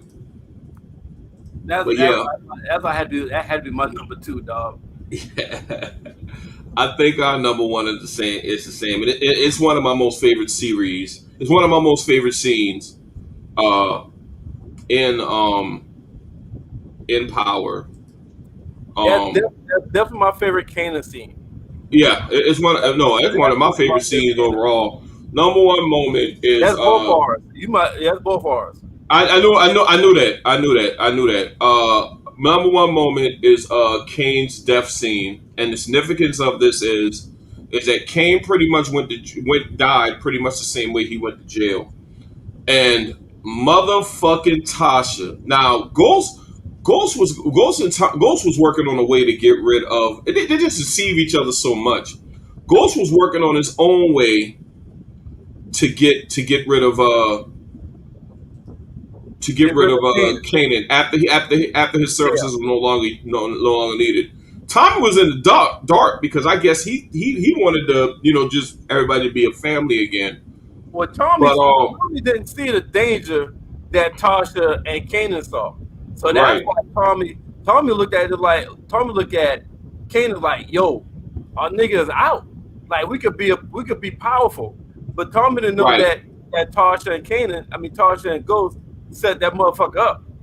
This episode was dynamic and great simply because of how they did the back and forth talking. Ghost was talking to Tasha because Tasha did not let Ghost know that they were setting Kanan up to go back to jail. That was the original plan. Tasha and Tariq, they were the only two in on the plan. So the plan was to plant a weapon in the back of the vehicle that Kanan was driving. Of course, Kanan on parole, he can't have no weapon charges. He go back in there. So the plan was him to go back to jail. When the wheels were finally set in motion, Tasha let Ghost know, and Ghost was shook. Why wouldn't he be shook? because Mm-hmm. Ghost, he knows that Tariq, like he was mad because Tasha sent Tariq into the lion's den. Tariq is with Kanan as part of the setup, and they're doing this back and forth. And Kanan already had said he had told Tariq, "I'm not going back to jail. I'm just not going back to jail." And and Ghost had told Tasha, "You can't think that he's not going to go down that easy." Mm-mm. So the cops pull him over, and Tariq punk ass, you know, he lied to the cops and told them that he was being held against his own will. Now, Oh before that, I'm gonna wow. give you context. I think he had told. I think Tariq had figured out. I think he had told Tariq that he killed Sean, if I'm not mistaken. I He think he did. told Tariq that because he Tariq said, found out. because Tariq was like, "That's your own fucking son." He was like, "Hey man, don't worry about it. I never do no grimy shit like that to you, man. He ain't nothing. He's nothing like us. He was nothing like us. He was weak. He was trying to justify killing his fucking son." So I gotta respect Kanan because Kanan was true to his word. He wasn't gonna go back to jail. More Mm-hmm. importantly, well, not more importantly me because I fucking hate Tariq. I'm with Sean on the whole Tariq thing. He spared Tariq. This motherfucker killed 4 fucking cops, bruh, and Wow. almost got away. Like he got. It just so happens that he got hit a couple of Mm. times. Like there was a cop, like the last cop he killed. He was like, "Please, please," cop begged for his life, blow the cop's head off. Tariq's looking at all this, and I just knew Tariq was next. So Kanan look at him, and he just got in a cop car, and he drove off, but he was already mortally wounded, so he passed out, and he was dead. That Damn. motherfucker went out in a blaze. I gotta give him credit for the way he went out. But that was my I guess mine and Merv's number one moment, right? You want to elaborate on that particular moment? Shit, you hit all the key points because like when it first started happening, and remember, Kano was like he Right. told Rick, "Don't worry, it's nothing in the back." You know what I'm saying? It's not. He knew it was clean. He's like, "Don't worry, it's nothing in the Mm-hmm. back." But when they found it, and Kanan and Kanan saw that shit, Kanan immediately knew this They little got me nigga again. set me up. Yeah, they got me again. This little nigga set me up, and it was almost like Kanan was. It was almost like it was bittersweet. It was Oh, he almost was like hurt. No, he was hurt. he was hurt, but he was also like, damn, this this nigga. It's almost like he looked at this nigga like, I'm hurt, but I'm also kind of like proud at the same Proud. time because Yeah. this Mm. nigga's just like me. Like this nigga, I've turned his ass. You know what I mean? And it's almost like if Mm-hmm. if there was anybody in the streets to get me, I'd rather be this little nigga that I've been showing the ropes. You It almost had mentor him like that kind of like a teacher bittersweet. student, like a Oh, He, teacher he, he, student he type took he situation. took he took a liking to him, bro. He took Yeah. a All liking right. to him. But Mm-hmm. Tariq, even though I don't like it, Tariq had realized. I guess his mother convinced him that Kanan it's had to dangerous. go. Now Tasha, even though I don't like Tasha, I think she knew that Kanan was going to be coming for some get back. So that's why she knew that Oh yeah. motherfucker had to go. Yeah. She Yeah. knew that motherfucker had to go. Hell yeah, Mm-hmm. you remember Kanan pop up at the fucking condo off the elevator? She was shook then. Kind of like he was trying to smash a little bit. Yeah, or that they smashed before in the past. You know what I mean? They never went that route. But I think one of the also, in addition to the savageness of Kanan in that scene, the writing and the cinematography for that scene, how Ghost was shook and he was scared and he was telling Tasha, "What the fuck you did that for? You put our son's life in danger." Mm-hmm. They leave them and go to the scene with Kanan and Tariq, Mm-hmm. and everything that Ghost was describing to Tasha what could happen was Mm-hmm. happening. So the Mm-hmm. brilliance of them going back and forth, almost like Oh yeah, Ghost was very. narrating. Ghost was Mm-hmm. narrating the scene of what could possibly happen with Kanan and Yeah, Tariq, and it was Yeah. happening. and it was happening. So how they put that together and the back and forth was fucking great. That whole scene, Mm. the acting, the they showed the savage, crazy ass Kanan. They showed With the little slick.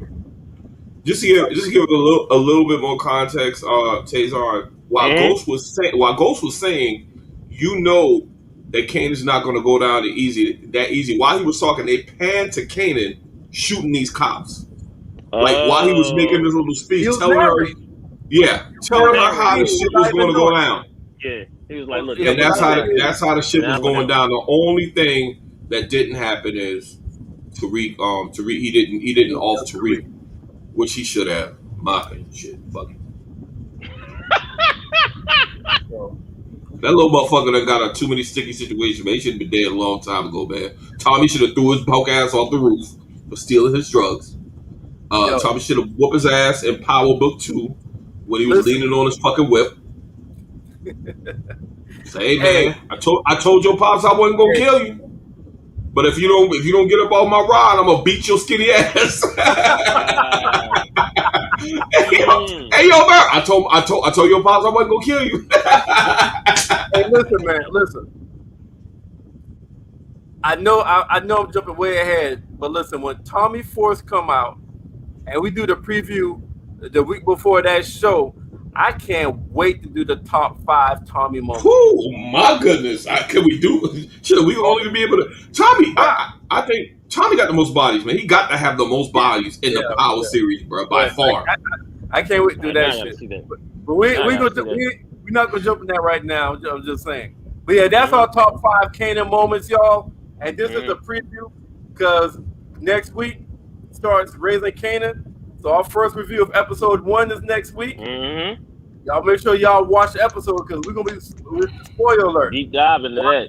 July on the 18th, Raising Kanan. When we come Tuesday, yo, we're gonna talk about that shit. This is the prequel, Deep, and deep Yes, we dive. are. this is the prequel to Kanan being in power. So hey, check us out next week.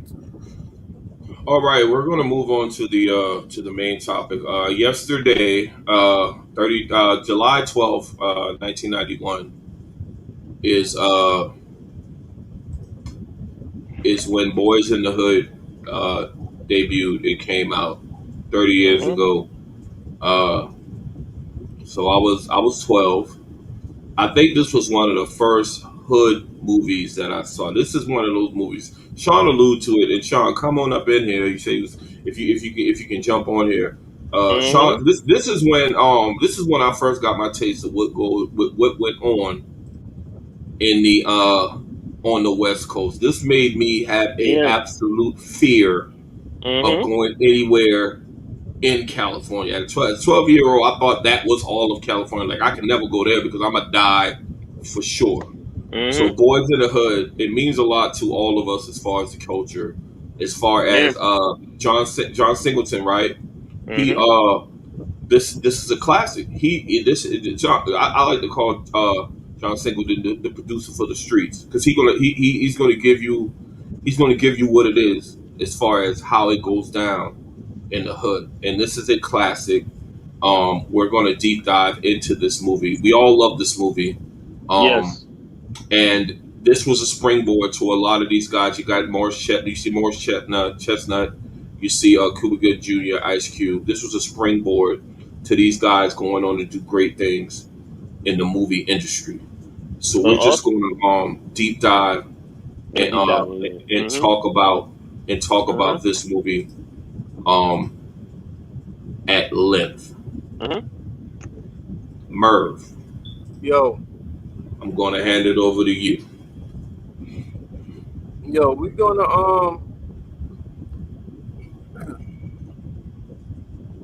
gonna start off with the we'll start off with the characters. You know what I mean? So we're gonna start off. This is this is Cuba Gooding Jr. This is Trey being known as in the movie known as Trey. This is Cuba Gooding Jr. And this is him in the movie, and we're doing the 30th anniversary. So this is that nigga now. This Cuba Gooding Jr. 30 years later. All right, so we right now we'll introduce everybody, but then we're gonna deep dive. This Cuba Gooding Jr. All right, next person is in the movie. Oh Lord, I swear so long. She been in her prime. She was about 30 back then, about 30. This Trey mama. She never lost Styles. This Trey mama, Reva Styles in the movie. Angela Bassett's in the movie. All right. Yep. 30 years later, y'all. Like a fine wine. I swear to God. I swear to God, like a fine wine, boy. She tough. Hey Merv, she tough. She tough. She does. Yes, was. Hey. Real nice. So that's Trey mama in the movie. Furious Styles. Furious Styles. Furious Styles. Furious Styles. Played by Lawrence Fishburne. Yep. That's him in the movie. All right, 30 years later. Yeah, he up in age. Yeah. He up there. But he was older than that damn movie. He on Blackish. He's pretty good in Blackish, man. I like him in Blackish, man. Yeah, he's really good in Blackish. I like him in that. He's still fucking current. My all-time celebrity female crush right here. Oh my God! Boy, look at the. She been 20 back there, boy. She been right back there, boy. She been right. Need alone right there. This was Trey's girlfriend Brandy in the movie. Yo, me doing this, Boyz N the Hood was really fucking star-studded. Yes, it really was. God, yes, it damn. was. Hey, yes, it was. 30 years later. Good Lord. Like a fine wine, boy. I tell you. I swear for God. 30 years later. Good Crazy. Lord. My God. This nigga Ice Cube, Doughboy, in the damn movie. All right. 30 years later, he's still rocking the Oakland hats. He's still rocking the goddamn the hats and shit. Oh, he LA to the death, bro. He LA to the death. He's still Compton. Very much so. Goddamn Ricky. In the movie. This is Doughboy's brother. More chestnut. 30 years later. He ain't got no hair now.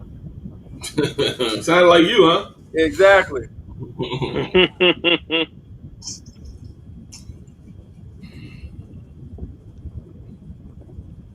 And then this, y'all remember this? The mama. Yeah. Doughboy mama and Ricky mama. Brenda. And 30 years later. Okay, she's still black on crack, boy. She still look good. Yeah. Still look good. Yeah. So these are all the stars. Oh no, wait. Now hold up.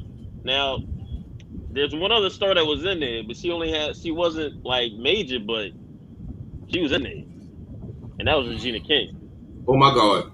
She look good back then, she look good now. Yes, she does. Yeah. Yes, she does. She just had like 2 scenes. We talking about when she was drinking the goddamn. She had drunk all the beer. It's like you better take your ass to the store with that. Take the store with that. Like, come on now. Yo. Man, you was right. You right, Merv. That was star-studded. Like, looking back on it now, star-studded. Like. So with all them actors, all right, let me ask y'all this. Out of everybody, who y'all think since Boyz N the Hood has had the most successful acting career? That's tough. God damn, that's tough, Merv. Right, fuck you, motherfucker, you. Tough. Shit. That's tough. God damn. Shit, Merv. Damn, that's tough. I knew you been going there. Fuck. Yeah. I'm not gonna give you an answer for that, man. I can't give you an answer for that one, man. I can't. Because I mean, you got Angela Bassett, you got Lawrence Fishburne, you got Ice Cube, you got Maury Chetna, Nia Long. I don't know what you want me to do with that, man. You got Regina King too. Hey, like Coach, what do you want me to do with that? Regina King, absolutely. Regina It's a push, man. I'm not. It's a push. That's a tough one. Like, legit, it's a push. That's a tough one. You know what? Grady from Grady from Tampa the Sun. Oh yeah. Hey, it ain't us. It's them selling that crack rock and shit.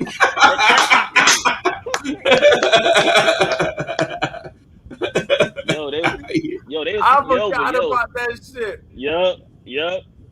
When it was in the damn Ricky said Lawrence. And Tina says Regina King. No, you know what?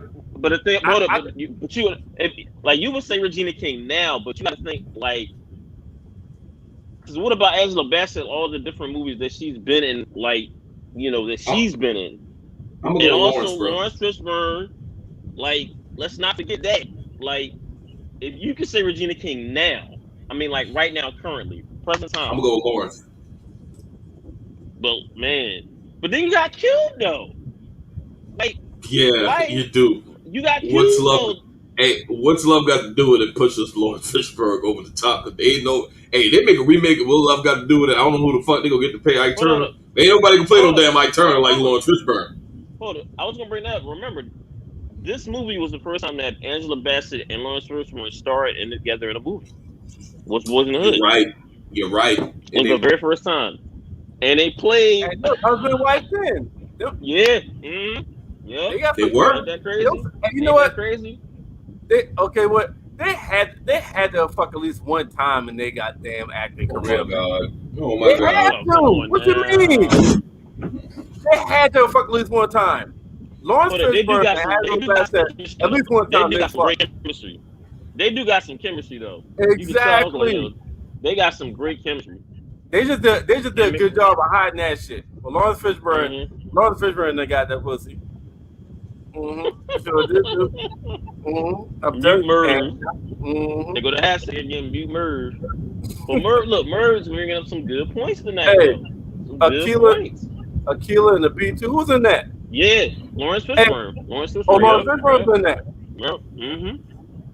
In the John Wick series. The movies. So here's the thing. But here's the thing with Regina King. I said successful career. So just how she brought up Aquila and the B, you got to bring up TV series as well. Yeah, 227. Because Regina King has been in a TV series that wasn't movies. Like her last. Angela Bassett was in that one as well. Lawrence Fishburne, I guess, and Angela Bassett was in Aquila and the B. Darn, yeah, damn. Regina King last 6 or 7 years. Her TV show game has been strong. Yeah, that's what I'm saying. Like you're thinking present time with Regina King. Like I can understand.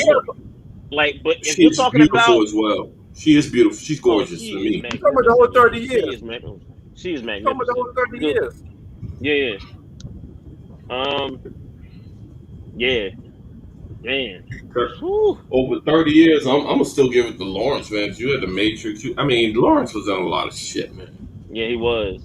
So all right, so a lot of money generating films. So let me ask y'all this.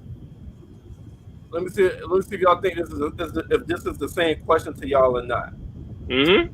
Which actor since Boyz N the Hood? Yeah, actress. Exactly going to be. That's what I was talking about. I don't know if y'all 7 seconds. Wow, yeah, damn. That's exactly going to be. That's one of the shows I was talking about. The last 7 years, Regina King TV show has been next level. Her TV show status. Well, what It's about the been she's doing '90s? some next level shit. It's been shit that's come on Netflix. Shit's been on Netflix, yo. She's yo. All right, so let me ask y'all this: which since Boyz N the Hood, which actor actress has evolved the most? And that don't mean successful. To me, it don't. So which one has evolved the most? I would say Evolved. Regina King because she went from hold on. You got to understand. She went from hold on. We went back to what you just said in terms of a bit role, a little bit in Boyz N the Hood, right? She stepped her game up and doing the TV series and the the Yep. movies, and then she went from there, and then she went from the last 7 years like hold on Yeah, she's directing, doing that too. Yeah, directing, getting an Oscar. she got an Oscar Yep. too. Man, she has been in a complete role. Yeah, Real Even good now, argument for you push me in that direction. It's Regina King. She's evolved the yeah, most. yeah. Because I don't think anyone from that has done that. Like she went Right, from Rika? legit, like that legit. very good point, Rika. Very good point. Yes, It was that's from yeah. Girl Next Door Put to that back up. Put that Shit. back up. What she just said. Did somebody put that right back? What she said? Yep, from the girl next door, the hood chick to the boss chick. Yep, perfectly, perfectly. Yep. She was excellent in Ray as well, man. She was Ooh, excellent in that yeah, movie. Oh yeah, Really good in that movie. yeah, yeah. she Real was. good in that movie. Mm-hmm. So opposite. Since this came out, which actor has shown the least growth? Like, Cuba, Cuba, Cuba Good, Cuba, damn, Cuba, y'all said that simultaneously almost. Cuba Good, Cuba Good. Cuba Yeah, Good Jr. Man. He yep, done went down. He easily. done had some legal issues and all that shit, man. I don't remember Mm-hmm. last time I seen that motherfucker in a movie. Yep. But you know what's the wild part about? He the first one to get the Oscar out of all of them. Remember he did. Remember he did Jerry Maguire. Oh, He, you got you a know what? He oh sure Mm-hmm. did. The Mm-hmm. yeah. motherfucker sure did. Best supporting actor died. Yep. Mm-hmm. Yeah. Sure You gotta did, remember man. that. You cannot forget Damn. that. Cannot forget that. Can't forget that. You know what? Cuba Gooding had he actually got He some got some movies on him. rewatchable movies. Mm-hmm. He do. He do. Like Get the the snow dog. Men of Honor Get the movie. snow dogs. He did that. Who And did man, that? he did a good job in radio. I mean, let's Yeah, I give was him gonna say that. that. Yeah, I Yeah, was You gonna say know, that radio. yeah, Spot Yeah, and I was gonna say. yeah, Temptation. You know, Yeah, yeah. yeah, Mm-hmm. yeah. Oh yeah, Men of Honor might have been his best movie. that was. Oh, that Ooh, was I good. forgot about that one, Merv. You know, That I was a like the good one. military movie. That Yeah, Men that of motherfucker did his Honor thing in that one. might Though. have been his best movie. He yeah, was that an was a good outbreak one. too. Now he was an outbreak. He was an Yeah, outbreak. yep. Damn, Oh yeah. shit, Oh he yeah, Sure yeah. was. was. Damn sure Yeah, Renee was. Russo. Yeah, Renee Russo and Dustin. Oh Yep. man, that was a good one. Damn, he Ooh, was. that was a good one. Dang, that was a good one. Mm. What was the boat movie? Rika talking Oh, about. I know what you're talking about. I know what you're talking about too. Damn. I said right. Boat movie? Yeah, yeah. It's like it was like a. I'm thinking it's like a I know what different you're movie. talking about. Yeah, we damn sure was in Pearl Harbor. Oh One of yeah, my he was favorite yeah, movies. Oh yeah, man, he fuck was He in was that yeah. too. he was great Oh in Pearl Harbor wow. too. He damn Oh sure wow. was. Oh wow. All right. Wow. So Cuba Gooding was in Tuskegee Airmen? That's Oh what he man, he talking was. about? No, he was in. No, no, no, no, no, no, no, no, no, no. Was he? Hold on now. Hold up. If he was, then man, we're man. That's a lot that he started in. Was he in Tuskegee Airmen? I think he was. I think he was, man. If he Cuba was, Gooding. that man, Cuba that's a Gooding lot. played. You know what? Cuba Gooding Jr. Now I think about it, he played a lot of military roles. He really And did. man, he started. He started in the Butler. He started. Damn, this dude really did. Red Tails. God damn. He was Man, an yeah, he American really. agent. Oh, hey, Stacks. You know what we're forgetting about? You know what we're forgetting What? about? Hey, Oh, yeah, hey, those words are from me, Frank. More like gimme. May I have? That oh yeah, motherfucker was yep. Ricky. He was Ricky Bond. Nicky American Barnes. Dream. He was Nicky Yeah, fucking Barnes. yeah. Yo, hey, allow me to retort. I don't think he fell off. Hey, he played the Hey, hell out of Yeah. fucking. Hey, I damn. named that motherfucker what I want to name the motherfucker. Man, I bought it. Yep. You know. He gonna come to my establishment. He come to my establishment, baby. Get me. Hey. Yo, he played a Yo, he really did. good. He Yo, he was in did that. Norbit. He was in Norbit as well. Yo, but Nick, he played a really good Nicky Barnes, bro. He really did. I think it was flashy as fuck, all that. Oh, you won't be you won't be like Nicky Barnes, huh? You won't be. Wow. Damn, yo, he's Oh really shit, in a. I forgot about that shit. Hey man, I gotta take it back, man. I gotta take it back. I can't do Cuba like that, man. No, because he also started As Good as It Gets. He did, yeah, it does, and Taison losing Isaiah too. Good lord, this dude was not wild. Hey, he was also in Selma. Yeah, that's what I'm saying. Yeah. Oh my god. Hey man. God damn, yo, he I got take a it lot. back. I take it back. I'm sorry, Cuba Gooding Jr. I'm sorry. I take it back. I do too. Hold on, sorry. I take it back. So now, hold on. Now you're saying a lot of movies I forgot about. All right, so hold up. You're saying now, all right, if it's not Cuba, who? And that's gonna be tough. Out of all of them, I guess. Merv ain't gonna like this, but we might have to go with Morris Chestnut. No. Wait, what? Well, who? As most fell off, we might have to go with Morris. Oh, all right, Morris. Well, damn, yeah. It's hard, man. Yeah. I told you that. That's hard to pick, man. But yeah, we just went over. If you really think, yeah. So you got. Make an argument for your boy. Make an argument for your boy, man. Make an argument. Yes. That's what me and Taison on now. Make an argument for your dark skinned brother with the bald head and the beard, man. I want to hear this one because if you think though, right now. Hey, let's look at some. Let's pull up some movies, goddamn. Let's look at some Morris Chestnut movies, goddamn it. Let's shit. Yeah, Cuba Gooding Jr. wasn't coming to America. I think people forget about that. He had a non-speaking role. Hold on. I want to add to this though. Remember, both Coming to America and Boyz N the Hood, he was getting his haircut. You ain't lying. You ain't lying. Both movies. And I was like, wow, that's crazy. Merv, Merv. Hey, Rika and Tina agree, man. Hey, help your boy out, Merv. Help your boy out. He's sinking. The motherfucker's sinking. Angela, no. I want to hear what you got. Hold up, Merv. If it's not Morris Chestnut, who would be your choice? You're saying it's not Morris Chestnut? I'm thinking, goddamn, Cuba Gooding Jr. gets resurrected from the dead. Cuba Gooding Jr. from the dead and shit. Mm-hmm. Help him out. And like Rika said, he did a lot of shit on TV. He had a really good show on TV, but he was a doctor or some shit like that. That shit got canceled. Yeah, they got canceled. And then he had like another show that was on NBC. They got canceled, but that was a really good show. But that got canceled. Oh shit, Merv! You see what Ingrid said, right? What she said? Cuba's a better actor than wow. You know what? She might got a point though. Merv ain't gonna like that. Merv ain't gonna like that shit. But hold up, yo. Hey, I'll tell you that's Merv Mans right there. But yo, I feel like y'all looking for the dark skinned niggas right now. I feel like Tina gives a very good point. What? Morris was mostly in typical black movies. He never crossed over. Where's the lie? And let me see. Let me find shit. I agree. I agree. Shit. Yeah, yo. Like it's really hold it. That's a good point. That's a good point. We'll wait, Merv. We was just it's crazy. We were just about to go with Cuba.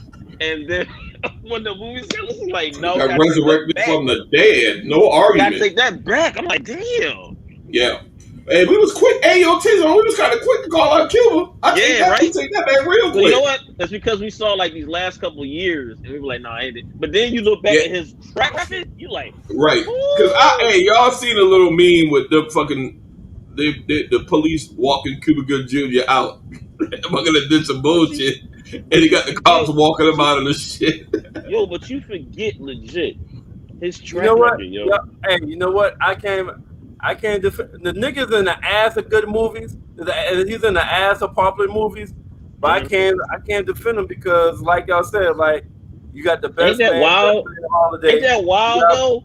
You got Boyz N the Hood. You got When the Bob Breaks, The Perfect Guy, He wasn't like Mike, not easily broken. Two can play that game.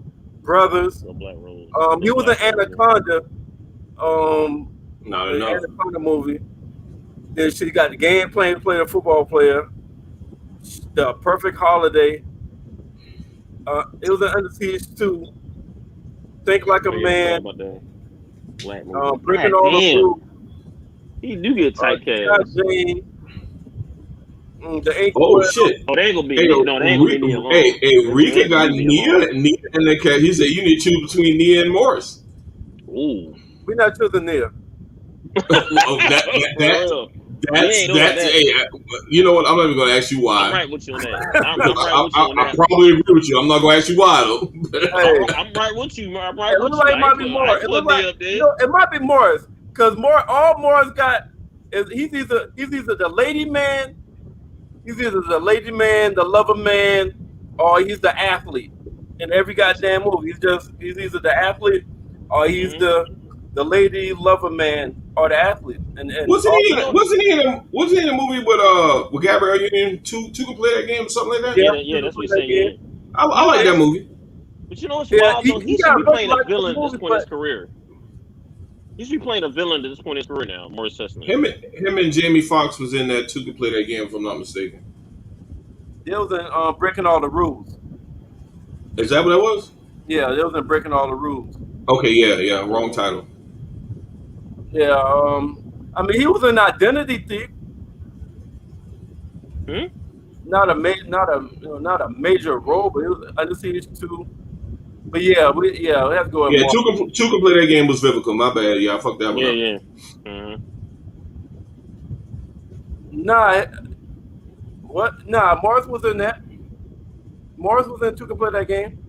It was Oh, so he Morris was Yeah, in that's what and he's two. saying. Fox. He was in Two can play that game and breaking all the rules. Yeah, Okay. All right. but he played the same kind of person Yeah. in all those shits. Exactly. That makes the stock go down even further. Mm-hmm. Hey, He's the but same listen, guy. He's pretty much the same guy in Same just about guy. every movie he plays. Yeah, hey, the but same type of listen, bro, role. if you're great at something, you know what I'm saying? You're gonna be great. You know what I'm saying? That nigga's great at that role. Don't do that. Don't do Yeah, it's type of cast a that. lot. No, Okay, he's right though. but Nia okay, don't cross over. great. Nia ain't never.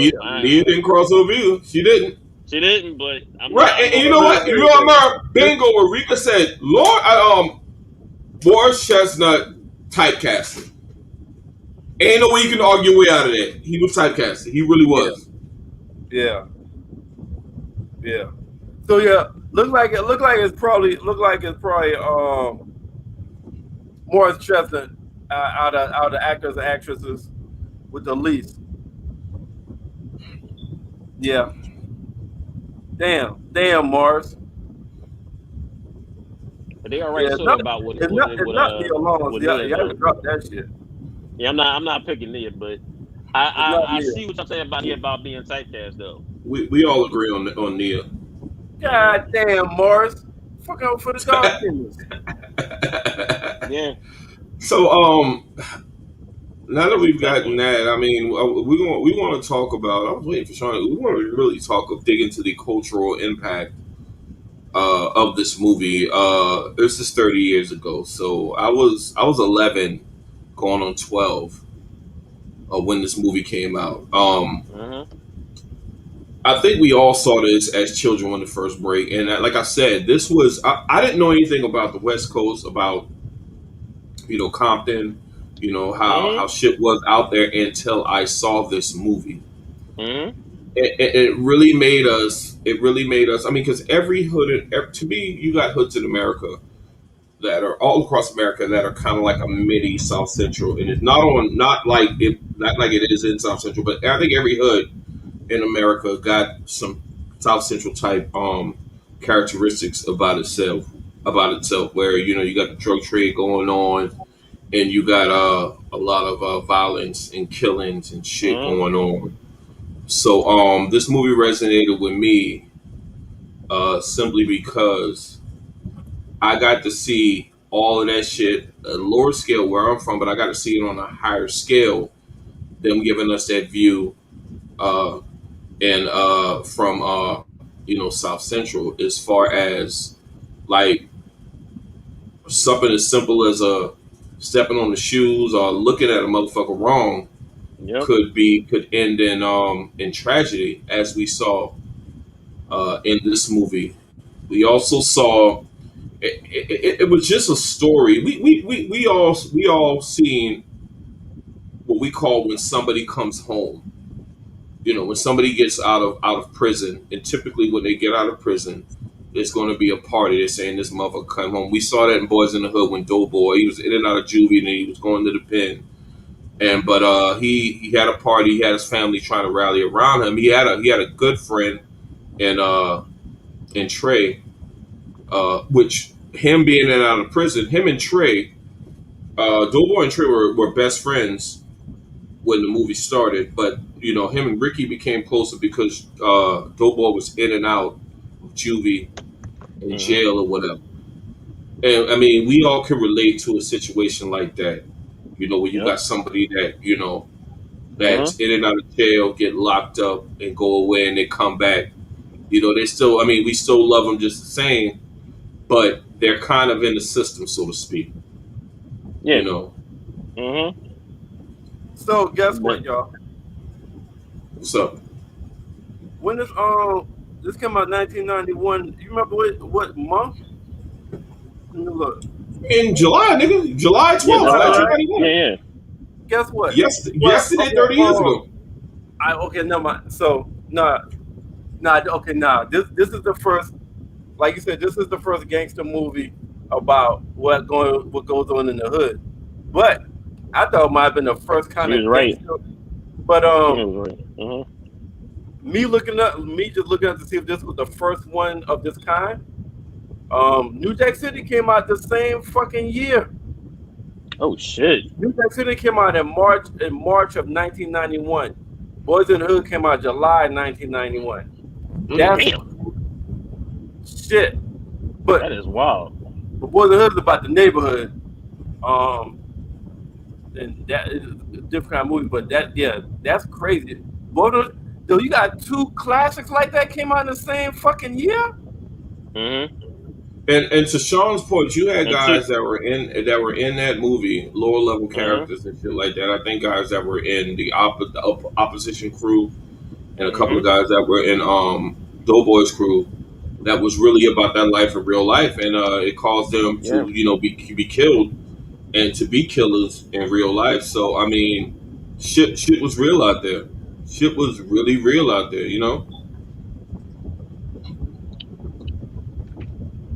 And And I the think I, other the other thing, man, were they killers already, or after they did that movie, did they kind of transform? I Cause think Mur, and That's a reason good why I question. asked that, it's been rumored to say, it's been rumored that Tupac snapped. He didn't really snap until after he did Juice. hmm, It's been rumored that, so like the guy that shot Ricky and Boys in the Hood, he died in the streets in real life. So Yeah, that I actually happened. wonder, like, from playing that role of that hard nigga, did it kind of like pour into real life after he left the acting and shit? It just a thought. I don't know, well, but they say sometimes people get so involved in that character, An acting it's role. hard to Yeah, let go. yeah. So just a thought. Merv, what I think, and this is only speculation, but a lot of these guys that play these roles, especially in Boys in the Hood, they're products of their environment, man. Hmm. They're acting and they're playing a role, but at the same time, once they're done playing that role, they belong to these streets. They are products of these streets. So it's not a Hmm. surprise that some of these guys are killers or got killed simply because Hmm. that's the life that they live. In my Yep. opinion, I mean, it could be Millie. Hmm. That's just my opinion on the whole matter. Yeah. But when you in that, I mean, that street life, I mean, they always say the streets is undefeated, man. It's no different than Scully, man. I mean, that cat, you can tell he lived the street life outside of. I think he might even did time, but and he's from that area as well.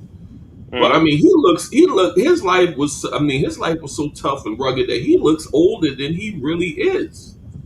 He look a whole lot older than he did in damn Tales from the Hood and fucking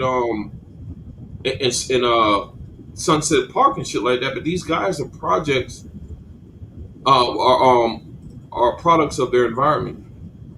Yeah, they've been through the streets. They've been through some wars. Legit been through some wars.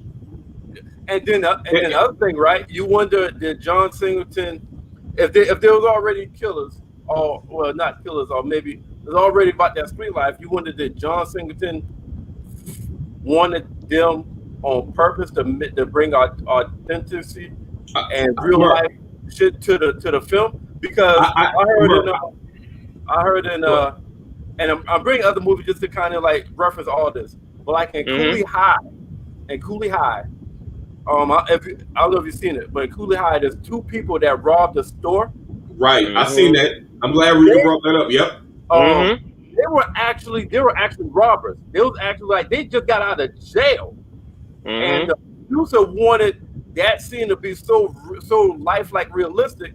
Yeah, you got two non-actors. He got two people that was really from the streets that had robbing convictions and shit, and had them to go in the store to rob the store.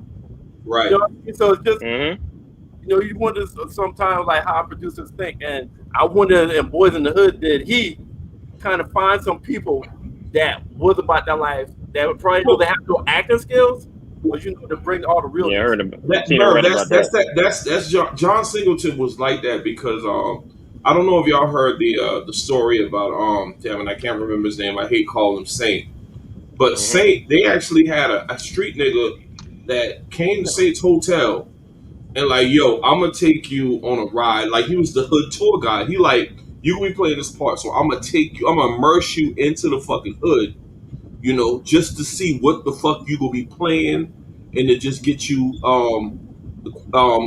acclimated to this street life. Cause this nigga's from London, from Great Britain or some shit like that.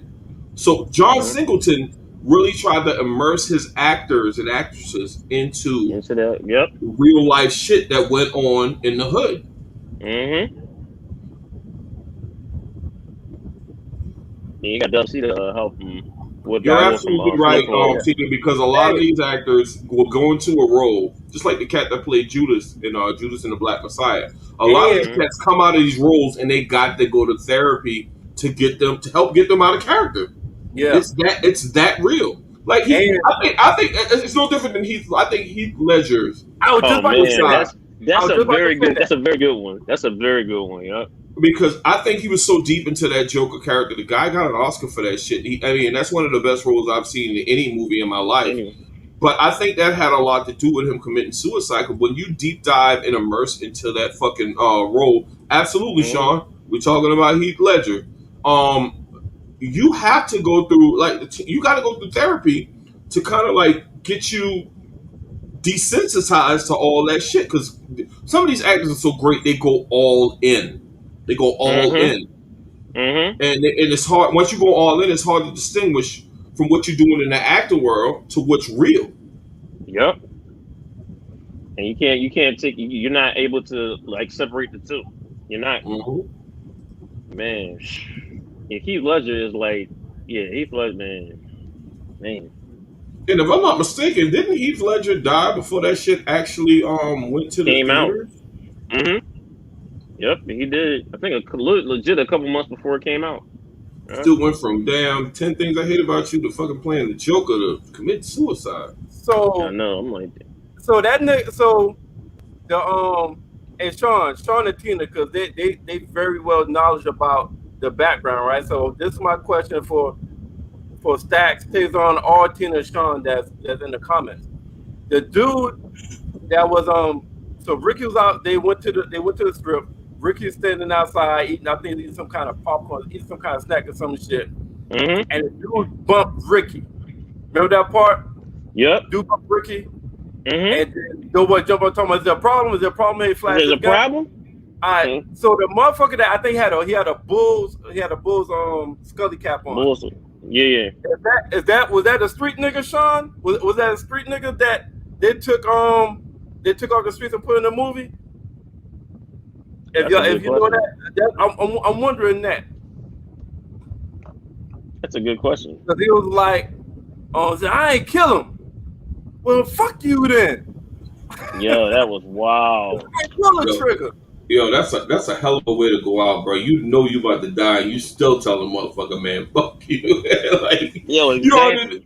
you already know you down to the end. That's like man boy, man. Man boy know he's about to die. Man boy, yo, man. Pull that trigger Man boy, and take my life. Like, and I'm like, yo, man boy, like Franklin didn't did this before, my nigga. Like, he will kill you. Like, man boy didn't give a fuck. He was just telling everybody off. He knew he was gonna get killed. But man, like, all the main characters are still alive. Yep, Ferris. Ferris. That's that motherfucker bullshit. Mm-hmm. Yep. Oh damn! Sean said he was a legit guy. He was not gangster. That nigga look like the prototype, Sean. Hey, I don't know where they find that motherfucker at, man. But dude, Ferris. When he let off with that Uzi, after that, there's a problem here. Scene when he let off with that Uzi because you have motherfuckers that do that shit, man. Even back where I was from, you had motherfuckers that they wouldn't be shooting at nobody, but they clear out the parking lot by just shooting in the air and shit like that. Just like, look. That shit happens everywhere. They just want to clear. They air out the fucking parking lot and shit like that when they get mad. Okay, so hey, but check this. All the main characters still alive from this damn movie. The main character. I ain't talking about the guy that shot Rickens. I was talking about the main character still alive. So now we're just all right. So let me ask you. We've talked about this quite a bit over the last couple of times when we talk about classics. Mm-hmm. No, it's like now the Jerry curl wig. Okay, yeah, but I'm talking about his actions, Rico. I ain't talking about. I'm talking about his actions. How he was acting on Rico. So would y'all be upset if they did a remake of Boyz N the Hood? No, they can't redo no motherfucking Boyz N the Hood. No, hell no. Hold on. I'm gonna tell you the reason why. Because remember, you have to film that out of LA, and remember, LA, some street dudes out there. I don't think they're gonna allow that to happen. I don't think that's gonna even. I don't think that's gonna happen. Shit, Freeway Rick Ross still upset about them doing damn Snowfall. Yeah. Shit, he ain't giving motherfuckers clearance to do that shit. Yeah, pretty much. I was still shocked that he still like John Singleton didn't do anything for Freeway. I'm like, dog, that's like legit his life story right there. Like you're like, if you don't know, like that's legit.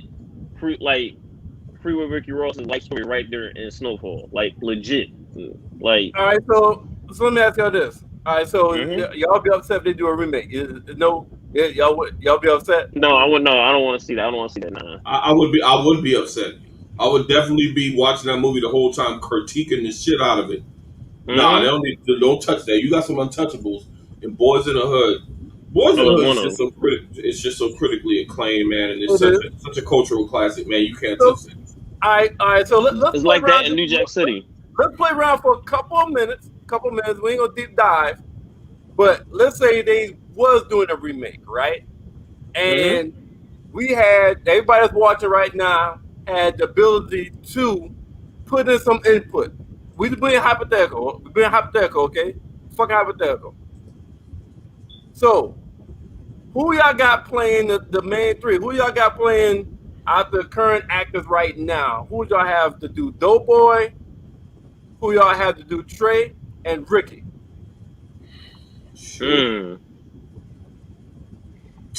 Let's get Michael B. Jordan to play Trey. Let's do that. To play Trey? Yeah. Let's get him to play Trey.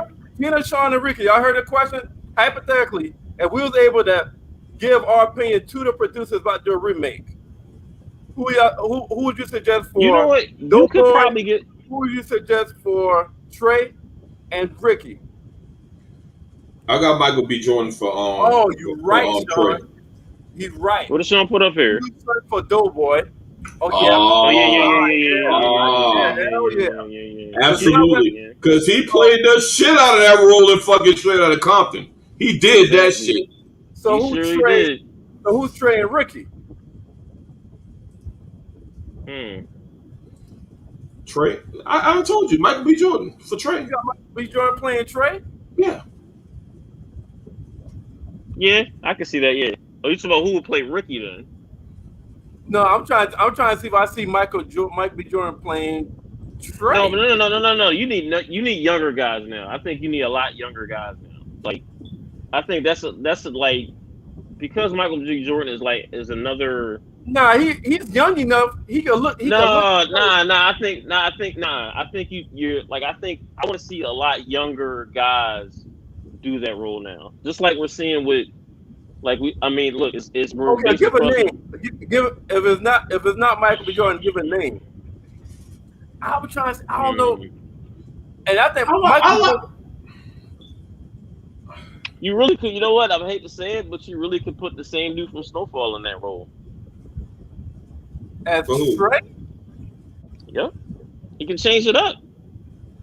You remember, he's done a little bit more roles than just Snowfall. He's done like the little, good guy, whatever. So that would be the switch up. Yeah, somebody was some emotion. I think. Hey, hold up. So let me. What about the guy that played Judas for Trey? Hold up. Now, yeah. You shave his face clean. Shave his face completely clean. Yeah. I can see the guy that played Judas as Trey. I don't know, man. I can see. Okay, go to Get Out. He had a clean face and Get Out.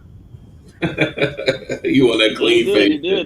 He did though. But I think he could play that part. I think the guy from Judas could play Trey. Oh shit, Sean! Yeah! In my Mark voice, yeah! Okay. Man, and whoever it is, they legit gotta get that West Coast slang down, like legit. They legit gotta get oh yeah, all right. No, she right. That would be good. That's a good one. That's a good one. Let's get yeah, I gonna like this. Let's get 2-Bit to play Doughboy. Hey, 2-Bit is my guy. I'm sorry. Free 2-Bit, by the way. The real. So who playing Ricky? That's the real. I can see that though. But who playing Ricky? I can kind of see 2-Bit doing the Doughboy shit. But who playing Ricky now? Derek Luke.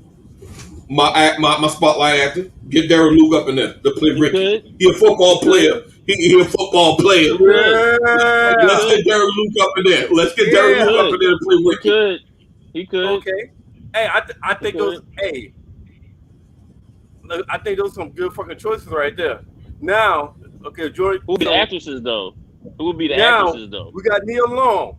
Who's playing Nia Long? Who's playing Trey girlfriend? Who's playing Brandy? Ooh, that's a tough one. Who's playing there? Oh no, I'm gonna tell you the bet. They will probably put. Oh no, I can't put her. Dang, can't put that because you need somebody younger. What's old girl that was in ATL? She looks young. Oh, Laura London. Oh man, Laura London. Let's get her. Let's get her to play Brandy.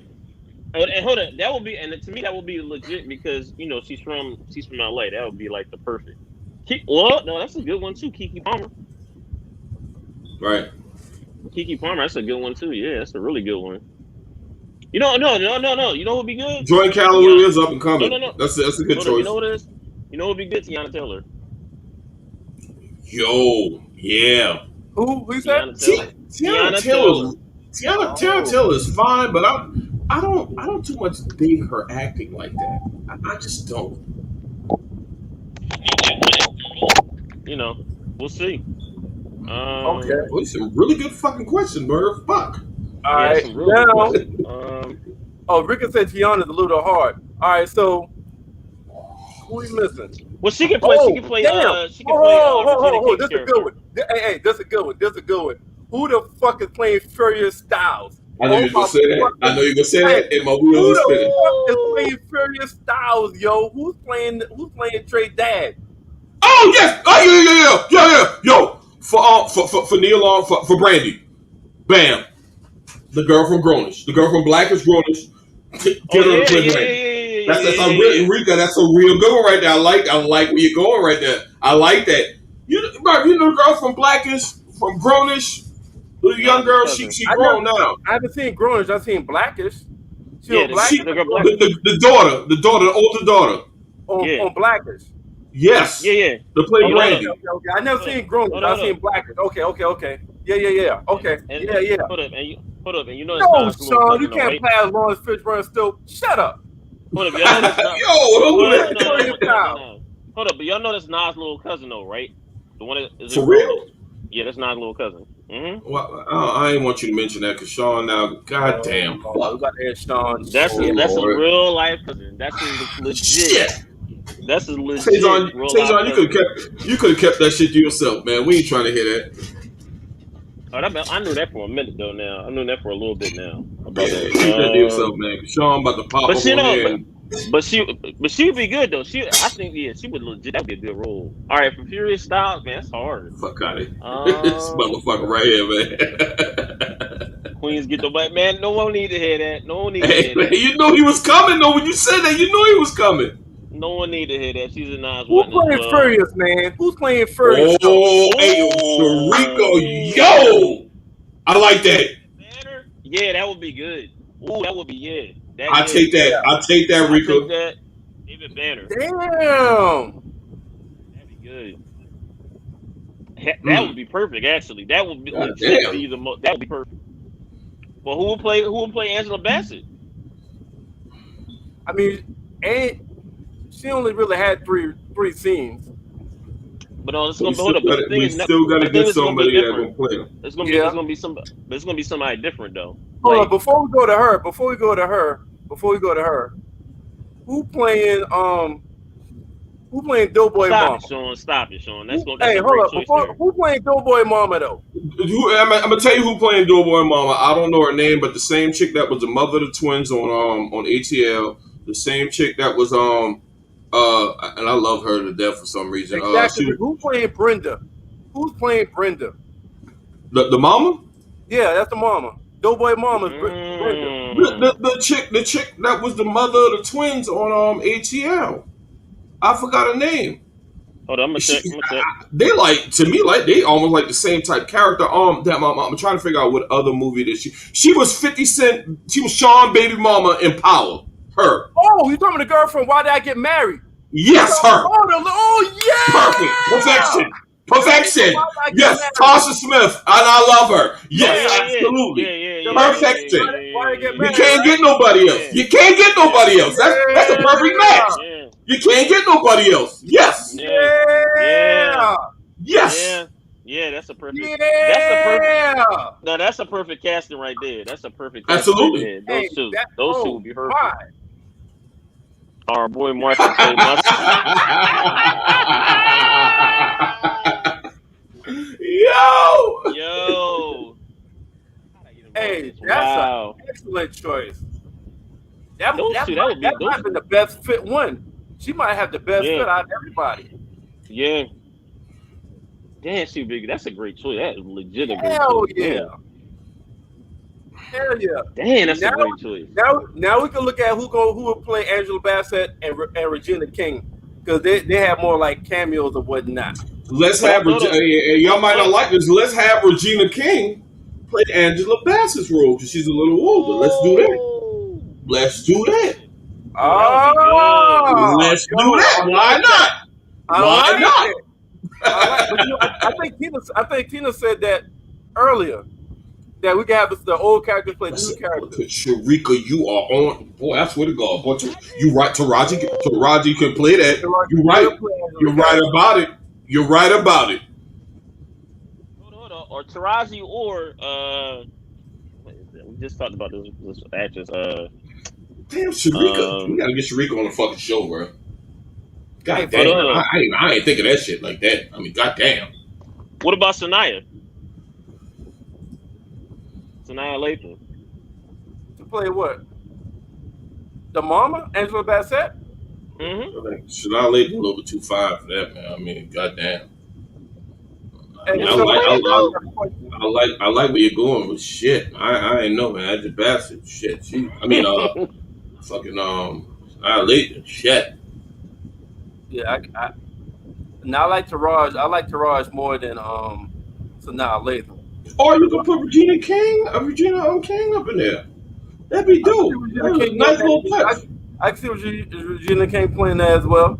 We need to send all of this to some producers, see if they get this shit up in the ground, man. We coming up with some really good ideas, man. We need to get some we need Hey, to get some fucking casting type credits on this shit. or what they could do like what because some people make TV shows from a movie, so they can have Hey, like a Merv. Boyz N the Hood. They got Boyz N the Hood series, and all these characters we just mentioned have a Boyz N the Hood TV show series. Hey, Merv. Oh, that would be Boom. so good. Check this out. This came up. Why can't we have Furious Styles come in? We have Lawrence Fishburne coming as a cameo. He playing the dude that Grady played. Yeah, Grady. Fucking, Oh, yeah, because he older now. Because he older Boom. now.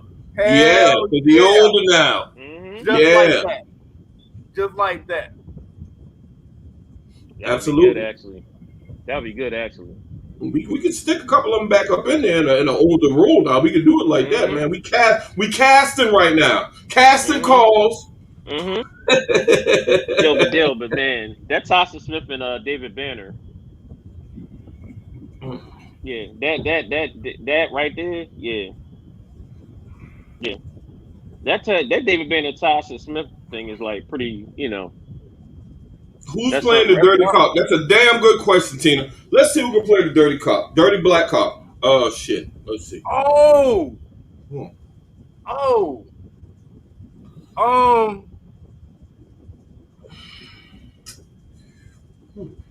Oh, that the dirty cop. Oh man. Samuel Jackson. Nah. Oh, no, he's I too want old. He somebody might else. be too old. I want too old. I want He might somebody be else. too old. He might be too old.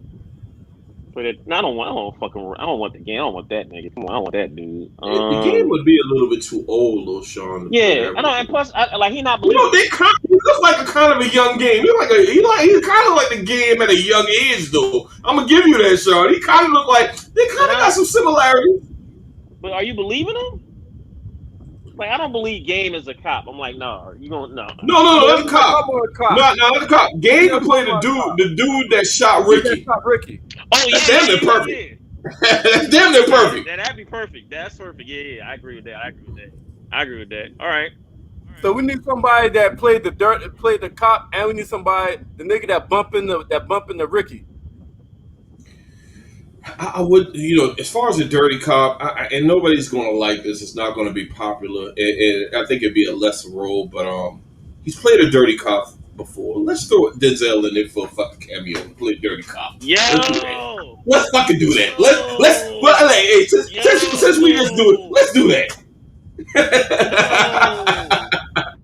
It's a bit much, I admit it. Hold up, but let's do that. But I fuck with it though. I like Samuel Jackson more than Dirty Cop. Have y'all seen Lakeview Terrace? I think he relate more. All right. Right, Merv, you the fucking man tonight. You right about that. Put Samuel Jackson up in that motherfucker. Put Samuel Jackson as a Dirty Cop. Man. We're going to put Samuel Jackson in there. I'm sorry. If you don't like it, I'm sorry. All right. I'm going to think about this. Now who's playing the nigga that bumping the Ricky on the strip? Let's get the nigga from the Players Club and from Men's Society. Let's get him to do that. Since he typecast it anyway, let's get him to be the grimy motherfucker. Society? Let's get him to be the one. Hold up. You know what? I'm gonna go back to it. Like this. Hold up, man. Hold up. All right. What's the ball? Damn. You know what? We might have to change the dad. The Furious Styles. What about Sterling K. Brown? Is playing that role. Sterling K. Brown. He plays in This Is Us. He played in This Is Us. He's played in the Black. Oh man, he started like in a lot of different movies. Is that Cuddy from Dead Presidents? Nah. He had played I'm about to say this. He played in Black Panther, but it was like a smaller role in it. He starred in Hotel Artemis. Man, man, he is starting a bunch of different stuff in here, like a lot of different movies. Like, Oh yeah, he's in Army mm-hmm, Wives. He's in yep, he's in Black Panther. He's in yep, this and that. Yes, yes, mm-hmm. yes, yes. He Like could definitely be. Hold on, who you got him for? Furious Styles. yep. Now think about that. Perfect. It would be perfect. I don't know if y'all see. I don't know if y'all see that brother Merv, Mhm. but this is who we talking Hold about. up, I know or he about. could Yeah, be the yeah. corrupt cop though. He can Hold play up, that. or he could be the corrupt cop though. I like him. I like him being on Fury. I like him being Furious Styles though. I like him more. If he's like that father, Yeah, that good father, hood father yep, figure. I think he can yep. play that role real good. Oh, perfectly. Like, Yes, when I saw it, I was like, that the cop he's is a gonna be hard. he is a Excellent. really good actor too. He's really Mm-hmm. good. He's real Mm-hmm. good. Mm-hmm. That's That my made me dude. think. Yeah, let me go. All right. So all right, you know what? You are right. Let me go. Let's do the Samuel L. Jackson with that with the cop. Yeah, I think Samuel you're all right. Jackson's the cop. Yeah. That's the cop. Mm-hmm. Yeah. And Wesley, you talking about Wesley Snipes? Ooh, okay, okay. You know what, Mm. Sean? I ain't got no problem with it. I Mm. know you're a Wesley fan. I know you're a little biased, but I ain't got no problem with that right there. Now All right. I ain't got. Especially I see what you're a doing. cameo. Ooh, man, Wesley come in like that. That I'd would be a like good to one. see. I think it'd be too much for. I think Denzel is too big to play that, but I would like to see Denzel. Yeah, you know. Oh, so you one of them Crenshaw Mafia? Okay, okay. So you from Crenshaw Mafia? You little Yo, that would be motherfuckers. something. Okay. Yeah, He would. I can see that. I could Y'all definitely still see ain't that. tell me who's Damn. the nigga that bumps into Ricky. Who's the nigga that bumps into Ricky? Y'all still You answer talking that. about Monster? That's it. Oh, no, that's not Monster. That's Ferris. You talking I Yeah, about think so. Ferris? yeah. Nigga, let's get the nigga from the Players Club in Menace. What? Perfect. The dude, he's the most typecast in this motherfucker in acting history, where he plays nothing but all his roles are straight dirty. The guy that Oh, you him probably talking about, hey, you playing my cousin? You talking about right him? him that Oh, Oh, all the right, motherfucker. all the right, one all that right, can't all right. stump the fuck out. Yes, him Junior. We don't know his real name. That motherfucker Junior from Oh fucking yeah, Players Junior, from the Players Club Junior. Junior. All right, all right, all right, all right. Okay. Oh, that would be Yep, good. dude from Damn. Menace. Yep, All Tina. right. So, Junior. All we know him as Junior. We just call him motherfucker Mhm. Junior. We don't know his real name. That motherfucker Junior. Oh And man. my Merv boy, Merv, hey, if Merv ain't know the actor name, he gonna call the motherfucker from the famous movie they played in. Mhm. You so hey, damn Oh right, man. Junior. What that's is the the hey, dude? that's Man. just No, go ahead. now. That's I mean shit. If we did a remake, we got all the actors. Does anybody have a great memory and can say which person that we determine? So for Furious Styles, it will be Sterling. Oh yeah. For I think that would be like an excellent choice. I think that would be that that's man that's like the Spot on. all right, spot so on for with him. Brenda, we had the girl from Why Did I Get Married. I think that's spot on too. Yeah. For Hmm. who did we decide for Ricky? Oh, who gonna be We Ricky forgot, Baby Mama? we Hold up, Ricky forgot Baby about Mama. Ricky Baby Baby mama. Mama. Baby Mama. Yeah. Ooh. She gotta be a dark skinned baddie because Ricky Yeah. Baby Mama was a dark Oh skinned baddie. man. And she was in class act. So chocolatey. So chocolatey. Oh man. She was. Oh, she was. Oh, she was nice. So Ricky Damn. we She was gotta nice. Mama. let's see what we gonna get for I that. think something happened to Ricky. Huh? I think something happened to Ricky. Man, that's a man. Who would be that way? Man. I don't know who Um. they're playing home in a wheelchair. Yeah, that'd be tough. They would probably have to get somebody that Damn, whatever. Ricky Baby Mama. That was I'm Ricky stuck Baby on Mama. Ricky Baby Mama. We need a dark skinned baddie that's young right now. Hmm. That's tough. Shit. Hey, what about Rudy?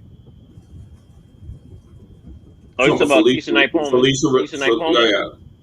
Huh? Keisha Knight Coleman. He, Keisha Knight Keisha Knight Coleman. Coleman. Coleman.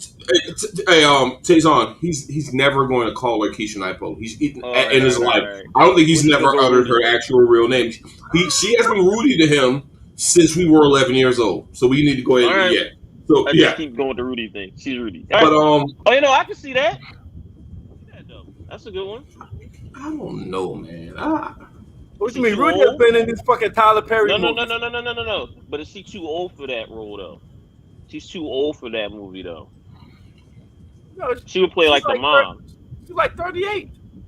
But she would play like the mom though. Like I don't think she's believable as a young. It's not your age. It's how old you look. But right, I'm telling you. But I don't think people's gonna relate to her as being like in high school. Like that's not gonna come across as people. Like she may look. Rudy looks great, but she's not gonna project as like a teenager. Like she's just not. That's not gonna happen. Let's get the girl. She was Mel's friend on Snowfall.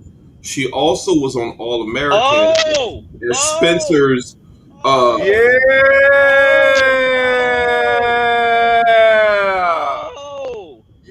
Y'all know what I'm talking about. Y'all know what I'm talking about. Y'all know what I'm talking about.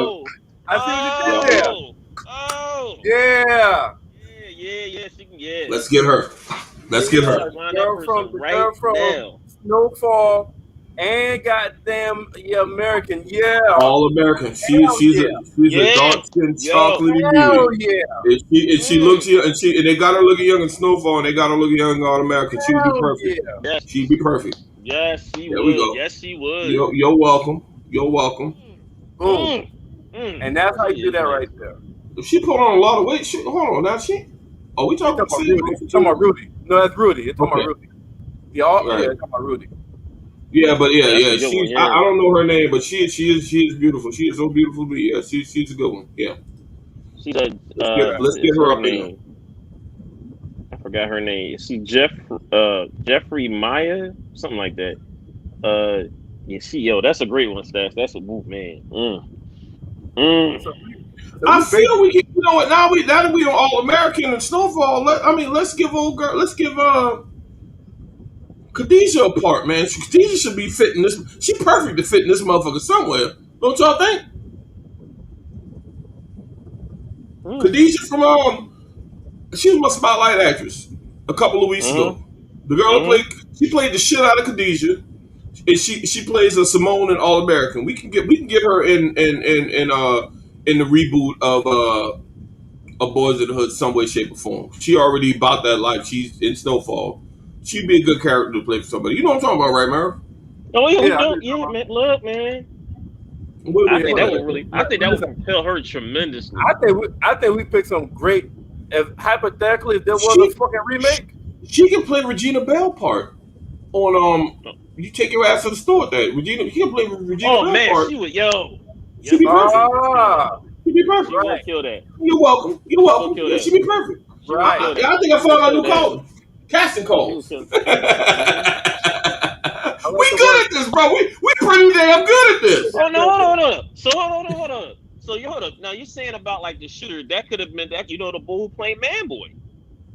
The bull who played Man Boy could have been the shooter. Yo, she's on. Yo. I like that. You're damn right. Legit. Yep, Jeffrey Myatt. That's us. Yep. Yo, Tina Wright, Mel from Snowfall could play Trey's girl. Damn sure could. Damn sure could. God damn. Damn sure could. Shit. Good, man. Yeah. Hell yeah. Yeah, man. I think we can go to Hollywood and be casters, man. I think that we could take. Hey, man, we're good at what we do, man. I'm sorry. I hate the toot out. I hate the toot out. I hate the toot our own collective horns, but toot, motherfucker.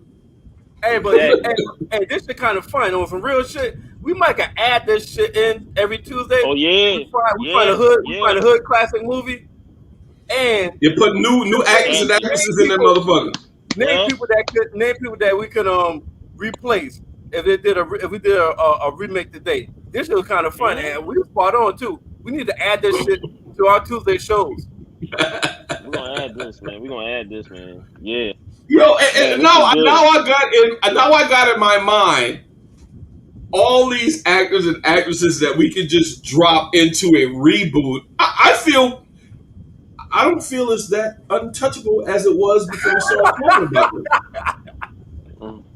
Because we're picking the right people. Us, we got Sean out there, we got Rika out there, we got Ingrid out there, we got Tina out there. Yo, we can put together a fucking all-star cast, motherfuckers. And it will work. We're great. Yep. Yeah. Matter of fact, next week, the movies that they already did reboots for are coming out. Like we should do a house party next week. That's a damn good idea. Oh, that's good. That's a damn good idea. That's good.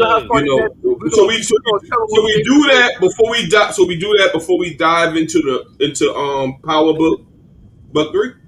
Yeah.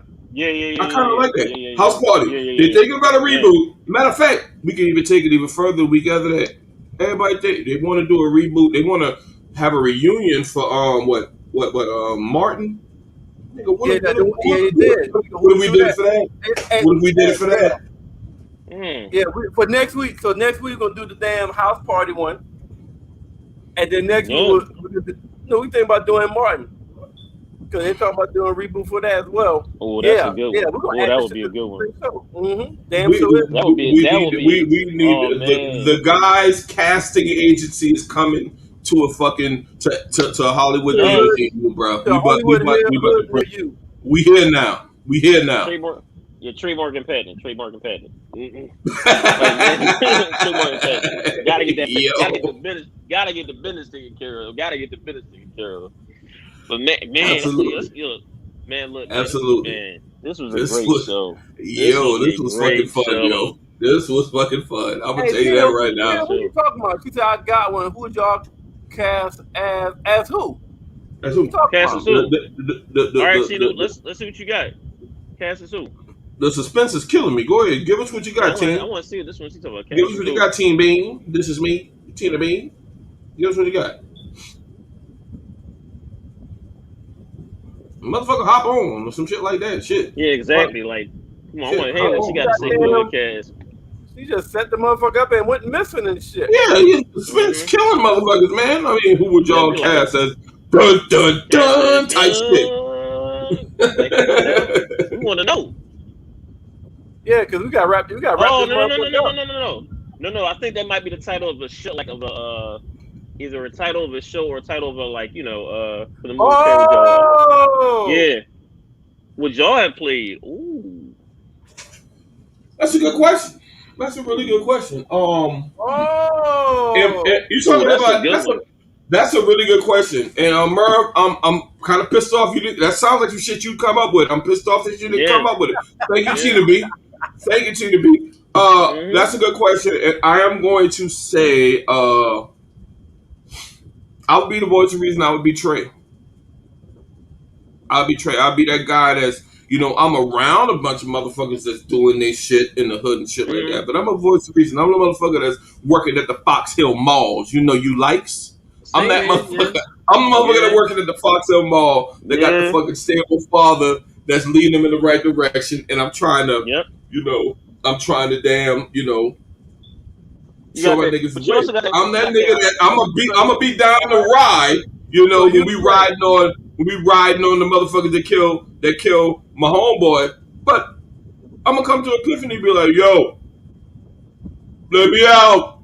You got that one. You got that and niggas will understand why I got out that vehicle like Doughboy did the next day when he had, I understand how you get out that vehicle. Y'all get him? I'm gonna ask you why y'all get him. If y'all get him. Goddamn, we got it. Shit, goddamn. Tell you, who would you play? I would say it'd be the same. I would probably be like legit. I know I'm taking this from stats, but it'd probably be the same thing because I sort of been in that situation, like that 1 foot in, 1 foot out, like still hanging around with my boys. Too? Yeah, because I'm still got my boys that I'm hanging around with that I know that do they dirt. That's his life. But I'm like, look, no, I'm not a part of that life. I gotta get out of here. I'm Ricky. Because like football, you absolutely fucking are. Yes, that's the only chance for you. Go Yeah, ahead. football is my fucking life in high school and college. Like, yeah, I'm definitely Ricky because I was all about football. You know what I'm As a saying? matter of fact, Merv, I hate to steal your thunder. I got a story, Taison, that you don't know about.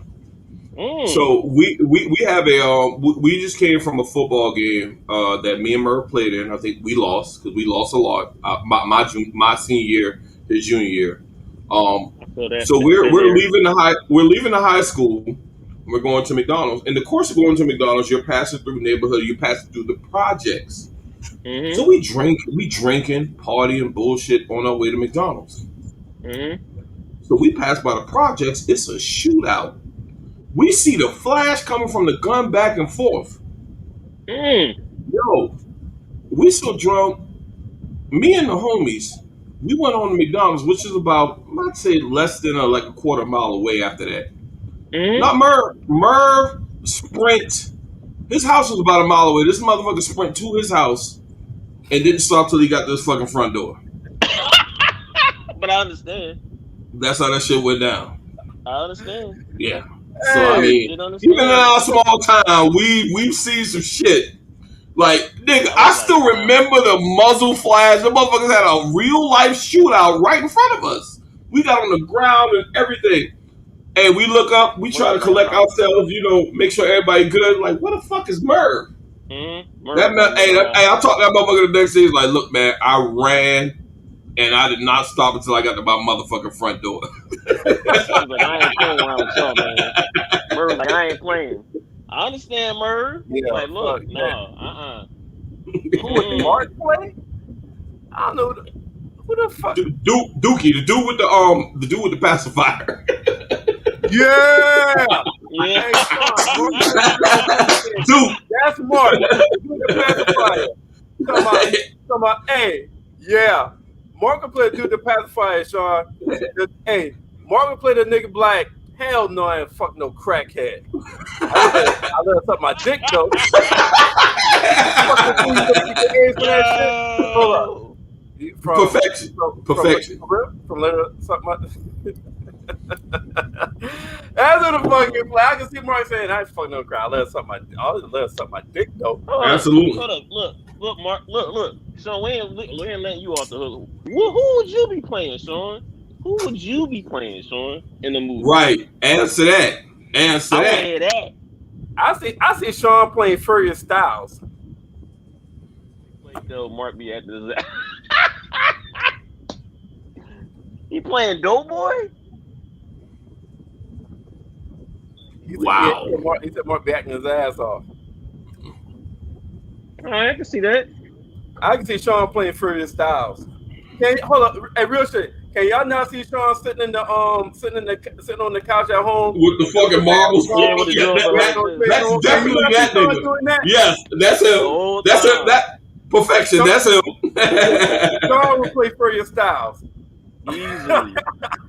Easily. Yeah. Sean would be, Easily. he would be Furious Styles. He absolutely would be. Yeah. So we gotta do this. Hey, yo. Pilling will stop We your gotta do dick this. from falling off.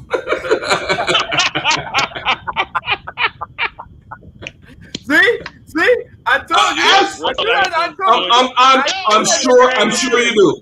I'm Hey, sure you do. I'm sure you have those. I'm sure you do. It ain't hard to tell. Like your boy Nas said, we know you got that.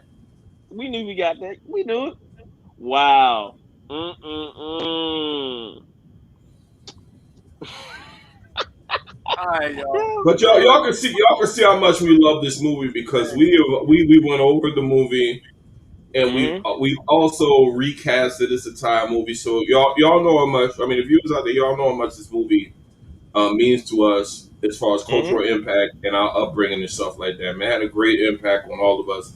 All of us, I think, we're in a position to tell our story as it pertains to that movie. No matter how, I mean, I'm from a small hood, but shit like that does go down where I'm from. You know what I'm saying? And I'm just grateful that I couldn't believe it's been 30 fucking years since that movie came out. But this had a great impact on our community and our hoods collectively. That's the conclusion I got on that. Man, this was man.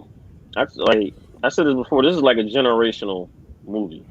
Like this is such a Absolutely. generational movie. Man, this had so much And of an there, impact. I remember. Now go ahead. and there's no menace to society Oh, without without it. Boys in the Hood. They took Uh, it to another level, but this this it was kind the of like first. they paved the way. Yeah, this was the first one of its kind. And even though New Jack City came out 3 months before, it wasn't. That was from a totally different angle. It Yeah, wasn't. that's It that. wasn't in the hood. It wasn't in the neighborhood. You didn't see the high schoolers and what could happen Yeah. from. Mhm. Like Yeah. Ricky wasn't a scholar, and he just needed 700 to get a full ride football scholarship. And he got I his told letter in the mail the same day he you. got killed. He scored a Yeah. Wow. 705. And that happens. That happens in Yeah. Shit hoods like throughout that America, happened. man. That happens. That happens. And man, gentlemen, I gotta be honest, man. This was fun. Yeah. Real fun. This was really fun, man. This was dope. We found out that a lot of us have some really good casting potential. Yeah. Nobody will be able to tell me anything different about that, man. That's why I'm so glad that I rock with y'all and the people that Same I here, rock yo. with. People that's in the comments, Team B, my Mhm. classmate Rika, the homie Sean, Mhm. Ingrid. I'm just so happy that we were able to come together and talk about this movie and recast it because like I'm one of those guys. Get off of my lawn, don't recast. But now I'm ready to just make another one with the motherfuckers that we discussed, and that's like Yeah. a great. And yo. Hey, I'm ready to. Hey, I'm ready to present this shit to fucking Warner Brothers or who the fuck we gotta present that shit Yeah. to, bro. You Mhm. know what I'm saying? This was great. This was like And, just like you and, said, man. and like Tina said, man, we gotta put it in context because we do have mothers out there in hoods that loses a son and then turns around and loses another son not too far behind that. Weeks That's later. Weeks that's just how the later. Yeah. rules. That's just how Mhm. the streets are. Sometimes the streets are undefeated. We know all of that. And Yep. as somber as that is, I think that it was vital for John Singleton to end that movie the way he did. The way he did. Yeah, Mhm. we wish you could be on the night too, Sean, but this was dope, y'all. This was really dope. This was a great So conversation. You before know. we wrap it, though, I'm gonna go around. Taison, what you got? Well, look, just like I said, look, great topic tonight. Great questions, Merv. Look, man, we also got a nice little. Now we got something we can add on extra a little bit, each week in terms of movies, in terms of like the casting situation. That could be something moving forward. Recasting, nigga. Yeah. Yeah, that could be something moving forward. But man, again, it's like I said, Boys in the Hood. When this came out, I was 15 years old. And I remember I told you this is legit. Was like I'm never going to West Coast. When I saw it, I was like, nope, I'm not. Man, that legit scared the Hey, crap out of me seeing that. Legit. that's a good one. And before we go on, I wanna address Tina's comment because we do have that type of situation in the hoods where we have mothers that have several different baby daddies, and I Yeah, mean I mean, it's no fault of the baby moms, but I mean, you do have those situations where they treat one kid different than they treat better another than the kid other. based off the Yep. baby father. You know what I'm Mhm. saying? And that's just it might not be fair, but that's just how it is in the hood. You know what I'm Yep. saying? Uh But huh. And also, look, hold um, up. I'm gonna just piggyback off you real quick. go ahead. I love how Cuba Gooding's character basically then talked about like, look, man. He said, look, I'm your brother too. He said, look, I got Right. no brother, I got no mom. He said, no, but I'm your brother. You ain't lose that. I'm like, I'm right Still ahead. got one brother left, man. Still got one brother left. And I was like, yes, I like that. But Tina was right though. That would have been interesting to see that dynamic play out.